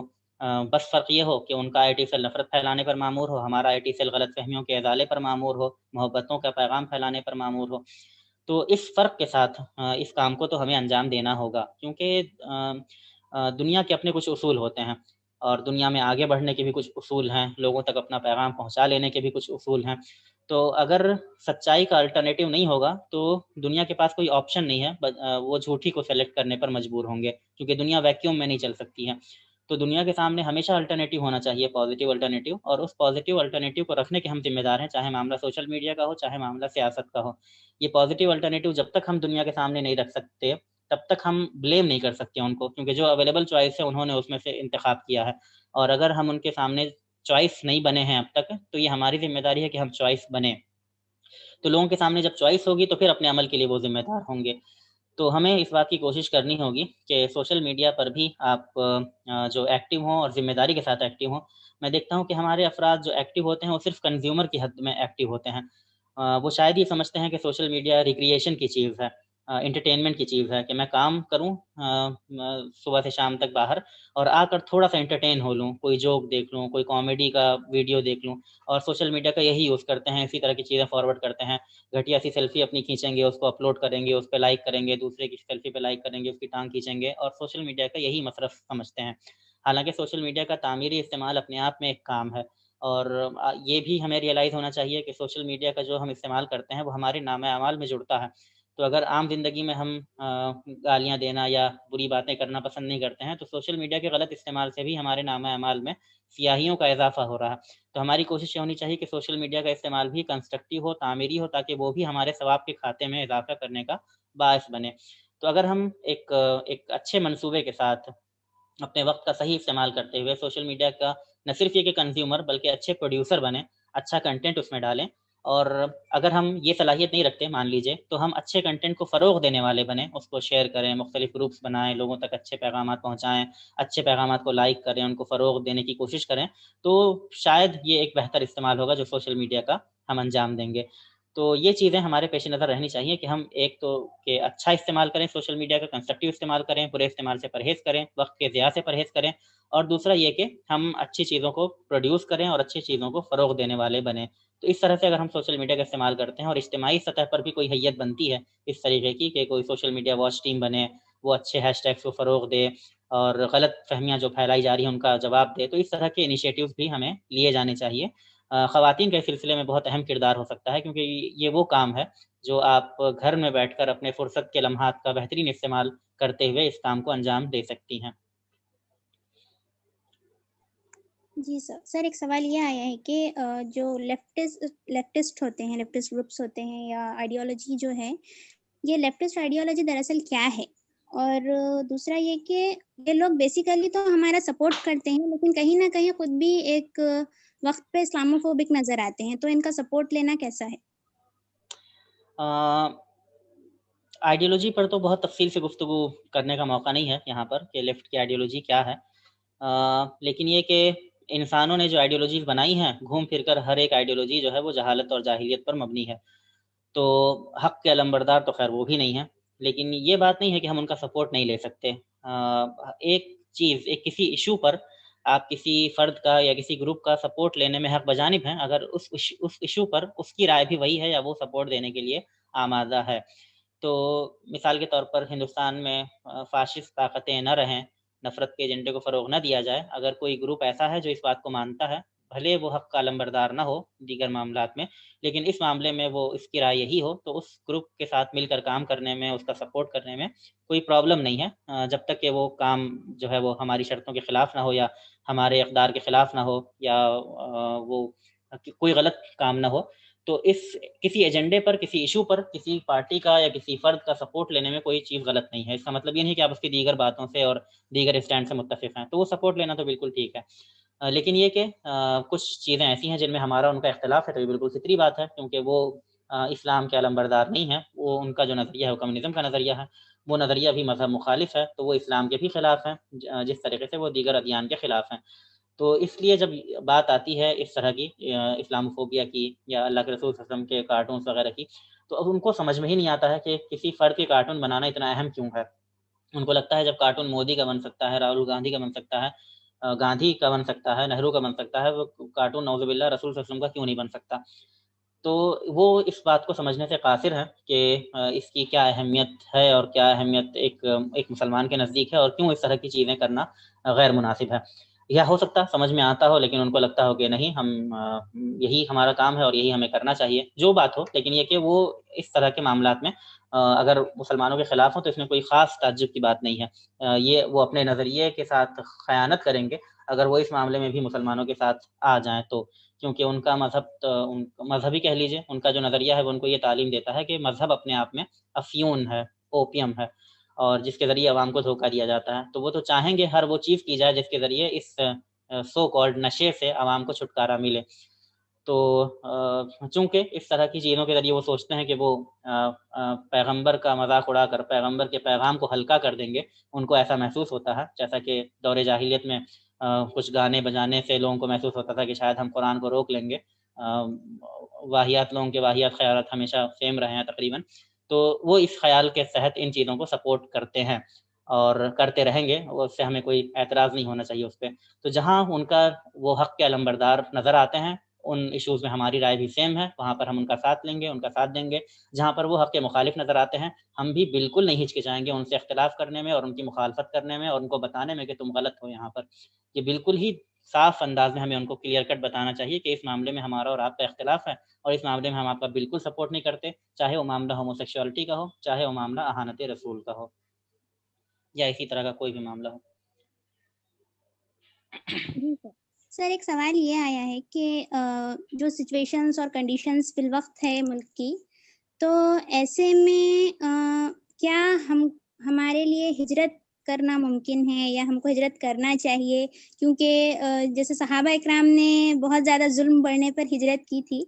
تو کیا ہم کو بھی ہجرت کرنا چاہیے؟ یا ہم اس میں اگزامپل لیں تو لوگ ذاکر نائک کی اگزامپل دیتے ہیں کہ جب ان کے اوپر بہت زیادہ ایشوز ہو رہے تھے تو وہ کہیں نہ کہیں کنٹری انہوں نے موو کر لیے. تو اگر ہجرت کرنا چاہیے تو کون سی کنٹری سب سے زیادہ سیف ہے، اور اگر نہیں کرنا چاہیے تو کیوں؟ ذاکر نائک صاحب کی جو بات ہے یعنی وہ تو ایک فرد کا معاملہ ہے. تو ایک فرد کی حیثیت سے اگر میں کہیں دوسرے ملک میں جا کے بسنا چاہوں تو میرے خیال میں اس میں نہ کوئی قانونی رکاوٹ ہے، نہ کوئی دیگر اخلاقی پہلو ہے اس میں. لیکن اگر آپ اس کو ایک پالیسی کے طور پر اڈاپٹ کرنے کی بات کر رہی ہیں ملک کی مسلم کمیونٹی کے لیے، تو نہ صرف یہ کہ ناقابل عمل ہے بلکہ میں کہنا چاہوں گا کہ بہت مناسب پالیسی نہیں ہے، بہت عجیب و غریب پالیسی ہے. اور ایسی ڈیفیٹسٹ مینٹالٹی کے ساتھ کیسے کام کیا جا سکتا ہے؟ یعنی یہ ہمارا ملک ہے اور اللہ تعالی نے ہمیں یہاں پیدا کیا ہے، اور ہمارا جو پہلا فرض بنتا ہے وہ اس ملک کے لیے بنتا ہے کہ ہم اس ملک میں اللہ تعالی نے جس کام پر ہمیں معمور کیا ہے ہم وہ کام کریں. یہاں پہ جو ہمارے پڑوسی ہیں ہم ان تک جو اللہ تعالی نے اپنی ہدایت کی امانت ہمیں سپرد کی ہے ان تک یہ پہنچائیں. تو ہم یہاں سے مطلب کیوں بھاگیں گے اور کہاں بھاگیں گے، اور اس کا کیا جواز ہوگا ہمارے سامنے؟ تو یہ چیز جو ہے یہ بہت پرابلمٹک نظر آتی ہے اس طرح کی مینٹالٹی میں. اور تعجب یہ ہے کہ ایسا پہلی بار نہیں ہوا، اس سے پہلے بھی انگریزوں کے زمانے میں ایک بار یہ ہوا تھا سن 1920 کے آس پاس کے، ہاں ٹھیک 100 سال پہلے، کہ ہجرت موومنٹ وغیرہ چلانے کی کوشش کی گئی تھی جہاں سے بہت سارے لوگ اٹھ کے افغانستان جانے لگے تھے. تو وہی ہوا جو کہ ہونا چاہیے تھا کہ افغانستان کی جو حکومت تھی اس نے یہ کہنا شروع کیا کہ بھائی ایسا کیسے ہوگا، ہمیں تو کوئی اطلاع نہیں ہے، ہم کیسے اتنی بڑی آبادی کو، حالانکہ بہت سارے لوگ نہیں گئے تھے لیکن تب بھی ہے کہ ہمیں اس فیصلے کی اطلاع نہیں ہے اور ایسا کچھ بھی نہیں ہو سکتا. تو میں یہ نہیں کہہ رہا ہوں کہ ہم کہیں جا نہیں سکتے ہیں اس لیے نہیں جائیں گے، میں یہ کہہ رہا ہوں کہ یہ جانا اپنے آپ میں بہت ڈیفیٹسٹ مینٹالٹی ہے اور اس بارے میں سوچنا بھی اپنے آپ میں بہت زیادہ خراب بات ہے. ہمیں تو اس بات کو سوچنا چاہیے، اس بات کو سمجھنا چاہیے ہمیں کہ اللہ تعالیٰ نے ہمیں یہاں پر پیدا کیا ہے، ہمارا ایک ڈومین دیا ہے ہمیں جب کسی خاص جگہ پر پیدا کیا ہے، اور وہ ڈومین یہ ہے کہ یہ ملک ہمارا ڈومین ہے، ہمارے کام کرنے کا ڈومین ہے. اور جب تک ہم یہاں پر کام کر سکیں گے، اللہ تعالیٰ کی طرف لوگوں کو بلا سکیں گے، اللہ تعالیٰ کے پیغامات پر، اللہ تعالیٰ کی ہدایت پر عمل کر سکیں گے، تب تک تو ہمیں بالکل بھی نہیں سوچنا چاہیے کہ ہم یہاں سے کہیں جا رہے ہیں. ہمیں یہ سوچنا چاہیے کہ ہم یہ کوشش کریں گے کہ اس ملک کے رہنے والے لوگ جو اللہ تعالیٰ سے اگر اپنی غفلت میں اللہ تعالیٰ سے دور ہو گئے ہیں وہ اللہ تعالیٰ کے قریب آئیں، اس پیغام کو قبول کریں اور اللہ تعالیٰ نے جو کامیابی کا راستہ دکھایا ہے اس دنیا میں اس راستے پر چلیں. یہ مثبت سوچ ہے. اور بھاگ جانا یہ تو اپنے آپ میں ہمیشہ منفی سوچ رہی ہے. ہم کہاں کہاں بھاگیں گے اور کیوں بھاگیں گے، یہ چیز ہمارے سامنے بالکل کلیئر رہنی چاہیے کہ ایک مسلمان جو ہے وہ اپنے مشن کا سب سے بڑھ کر وفادار ہے، اور وہ مشن یہ ہے کہ اس کو اللہ تعالیٰ کے پیغام کو اس پیغام پر عمل بھی کرنا ہے، خود اس پیغام کو لوگوں تک پہنچانے کی جب تک اس کی جان میں جان ہے، جب تک اس کی سانس باقی ہے تب تک اس کو اس کام کی کوشش کرنی ہے. بھاگ کر سکون کی زندگی گزار لینا اس کے لیے ترجیحی بات نہیں ہے. تو یہ کہ ہجرت کو آپ ایک پالیسی کے طور پر اختیار کرنا جو ہے وہ اپنے آپ میں بہت ڈیفیٹسٹ مینٹالٹی ہوگی، اور ایسا کرنا جو ہے وہ بہت ہی نامناسب ہوگا. نہ صرف یہ کہ ایک آج کے دور میں بلکہ اسلامی اعتبار سے بھی، کیونکہ آپ جہاں پر ہیں وہاں پر آپ اسلام کے اعتبار سے عمل کریں، وہاں پر آپ اسلام کے پیغام کو فروغ دیں. اور اس وجہ سے اگر آپ بھاگتے ہیں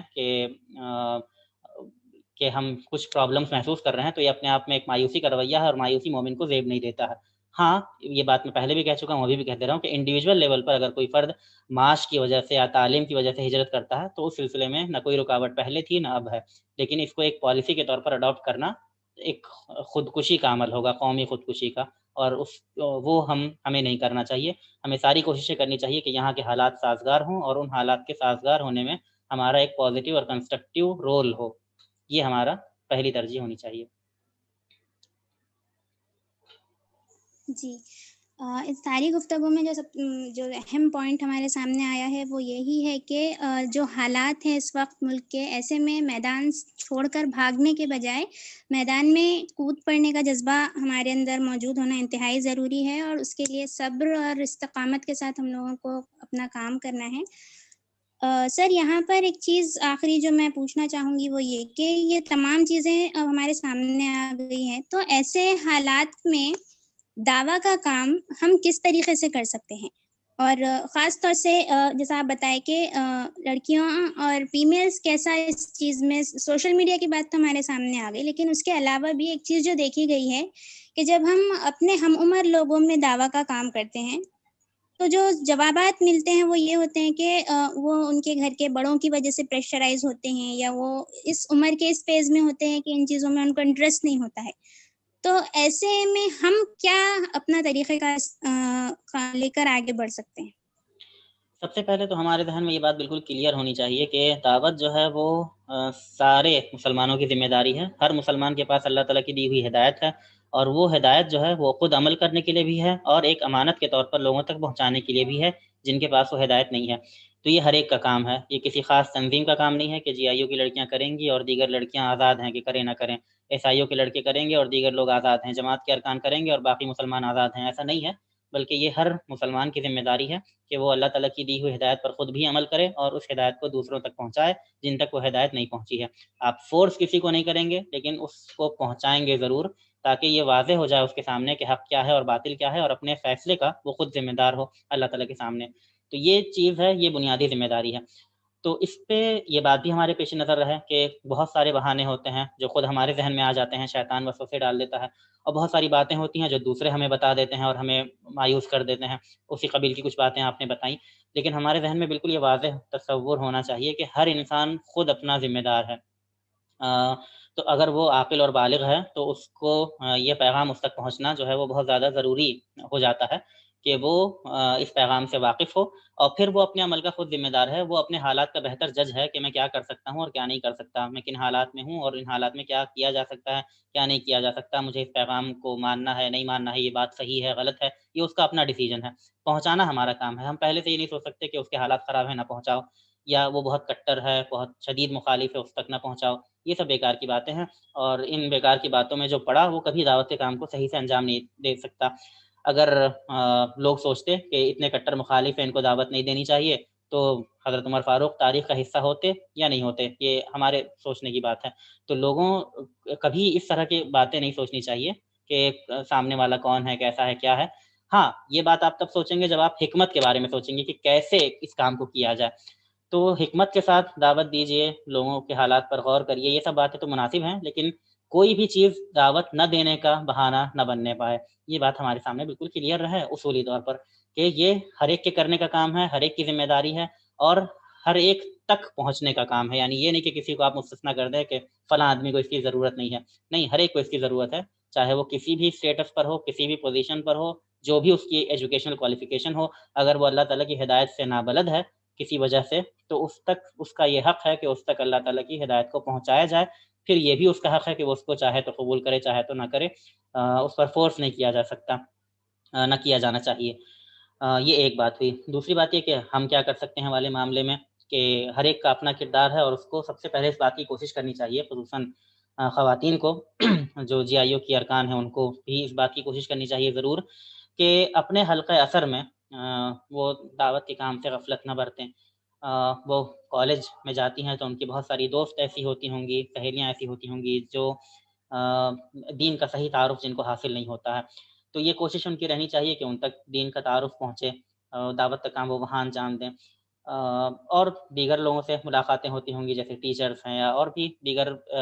لوگ ہو سکتے ہیں جن کے ساتھ کسی کے ساتھ پروفیشنل معاملہ ہوتا ہے، کوئی ہاسپٹل میں ہے، کوئی کہیں ہے، کوئی ٹیچر ہے.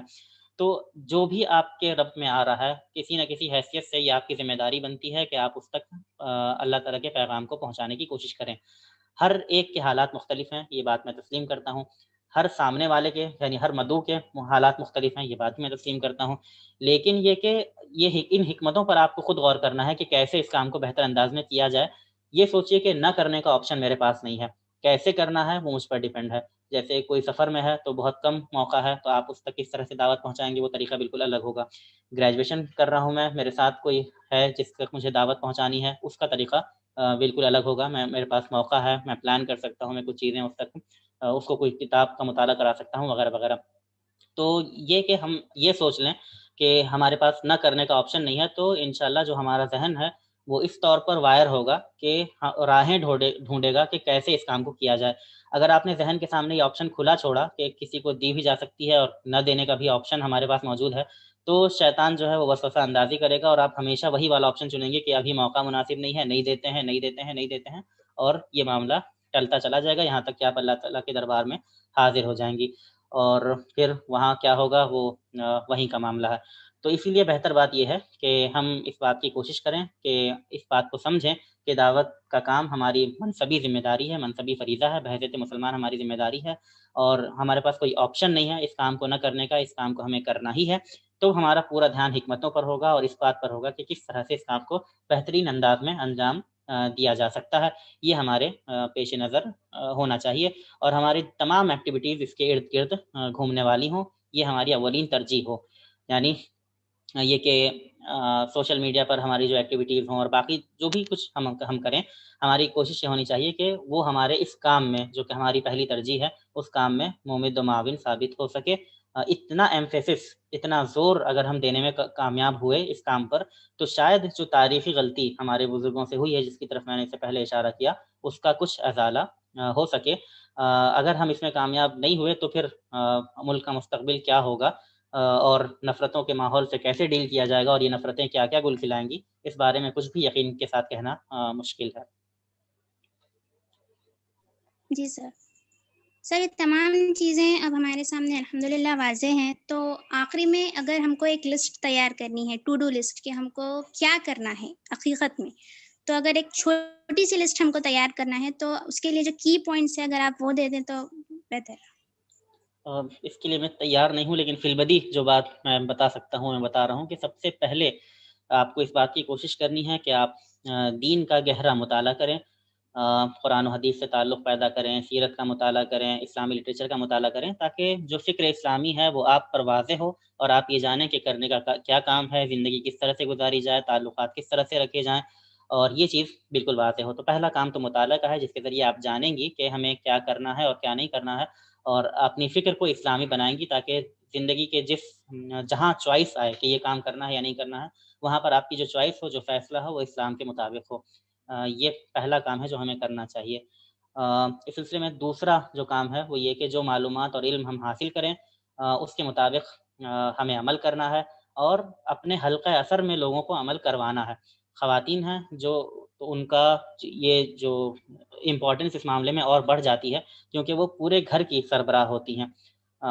اور بچوں کی تربیت سے لے کر چھوٹے بھائی بہنوں کا خیال سے لے کر، مطلب یہ کہ ایک طرح سے کہہ لیجیے تو گھر کی ملکہ ہے. تو گھر کی پوری تربیت کی ذمہ داری جو ہے وہ خواتین پر ہوتی ہے. اس ذمہ داری کو آگے بڑھ کر قبول کرنا اور اس کا پورے گھر کو اسلامی رخ دینا، اسلامی رنگ دینا، یہ آپ کی ذمہ داری ہے. تو اس مطالعے اور علم کے نتیجے میں جو باتیں آپ سیکھیں، سمجھیں، اس پر خود بھی عمل کریں اور اس پر اس بات کی حتی الامکان کوشش ہو کہ پورے گھر والے اس پر عمل کریں تاکہ گھر کا ماحول جو ہے وہ اسلامی ہو اور اسلامی رنگ پر، اسلامی سانچے میں نئی نسل جو ہے وہ پروان چڑھے. اور تیسرا جو ایجنڈا ہے وہ یہ کہ باہر سماج میں جو تبدیلی آنی ہے اس میں اپنا رول ادا کیجیے اور اس سلسلے میں جو دعوت کا کام ہے اس پر خاص فوکس کیجیے کہ آپ اپنے حلقہ اثر میں، اپنے کالج میں، اپنے کیمپس میں، اپنی آفس میں اگر آپ کا جانا ہوتا ہو تو وہاں پر جن جن سے ربط ہوتا ہو اپنے پڑوس میں آپ دعوت کام کو جتنا انجام دیا جا سکتا ہے اتنا انجام دیجیے اور جو آپ کی نئی نسلیں گھر میں تیار ہو رہی ہوں ان کو اس کام کے لیے آمادہ کیجیے کہ وہ بھی اس دین کو فروغ دینا، اس دین کی اشاعت کو، اس دین کے تعلق سے غلط فہمیوں کے ازالے کو اپنی ذمہ داری سمجھیں اور اس دین پر خود بھی عمل کریں اور دین کو فروغ دینے کے لیے کوشاں ہوں. یہ 3 بڑے بڑے عنوانات ہیں جس کے بہت سارے ذیلی عنوانات ہو سکتے ہیں کہ کس طرح سے اپنے وقت کو ضائع ہونے سے بچایا جائے، کس طرح سے اپنے گھر والوں کے وقت کو ضائع ہونے سے بچایا جائے، کس طرح سے ان کی جو کوششیں ہیں، ان کی انڈیورس ہیں، ان کو پازیٹیو اور کنسٹرکٹیو وے میں لگایا جائے. یہ سب ساری چیزیں، بہت ساری چیزیں ہو سکتی ہیں لیکن یہ 3 پوائنٹ جو ہیں یہ بہت اہم ہیں کہ آپ ایسا علم حاصل کریں جس کے ذریعے آپ سیکھیں چیزوں کو، اس پر عمل کریں، گھر والوں کی تربیت کریں اور باہر سماج میں جو تبدیلی کا آپ کا رول ہے، جو دعوت میں آپ کا کردار ہونا چاہیے، اس کردار کو ادا کریں تو انشاءاللہ اس ملک میں جو صالح انقلاب آئے گا اس کے پیچھے جو حصہ ہوگا بہت بڑا وہ اسلامی خواتین کا ہوگا. جی سر، جزاک اللہ خیراً کثیرہ. آپ نے بہت قیمتی اور اہم نکات ہمارے سامنے رکھ کر ہماری رہنمائی کی ہے اور ہمارے ذہنوں میں اٹھنے والے سوالات کے جوابات ہمیں دیے ہیں. میں آپ کا تہ دل سے شکریہ ادا کرتی ہوں کہ آپ نے اپنے بزی شیڈیول میں سے ہمارے لیے وقت نکالا. جزاک اللہ خیراً کثیرہ. جزاک اللہ. عزیز سامعین، ملک کے حالات جس تیزی سے بگڑ رہے ہیں ویسے ہی آگے بگڑنے کا اندیشہ ہے. ایسے میں یہ ہمارا فرض ہے کہ ہم اپنے کمفرٹ زون سے باہر نکل کر حالات سے واقف ہوں اور ان حالات کا مقابلہ کرنے کی قابل خود کو بنائیں. ایک شہری ہونے کی حیثیت سے تو یہ ہمارا فرض ہے ہی، لیکن ایک مسلمان ہونے کی حیثیت سے یہ ہمارا فریضہ ہے کہ ہم ظلم کے خلاف خاموشی اختیار نہ کریں بلکہ ان حالات کا سامنا کریں اور قرآن کی روشنی میں چل کر دعوت اللہ کا کام کریں اور خود کو اس کام کے لیے تیار کریں. آخر میں اس سیشن کا اختتام کے ساتھ کرنا چاہتی ہوں. وقت ہی کو بدل دے وہ ہے انسان عظیم، وقت ہی کو بدل دے وہ ہے انسان عظیم، وقت کے ساتھ بدلنا کوئی کردار نہیں. جزاک اللہ خیراً کثیرہ. آخر میں مجلس کی دعا پڑھ لیجئے. سبحان اللہ و بحمدہ، سبحانک و بحمدک، اشہد ان لا الہ الا انت، نستغفرک و نتوب الیک. جزاک اللہ خیراً کثیرہ.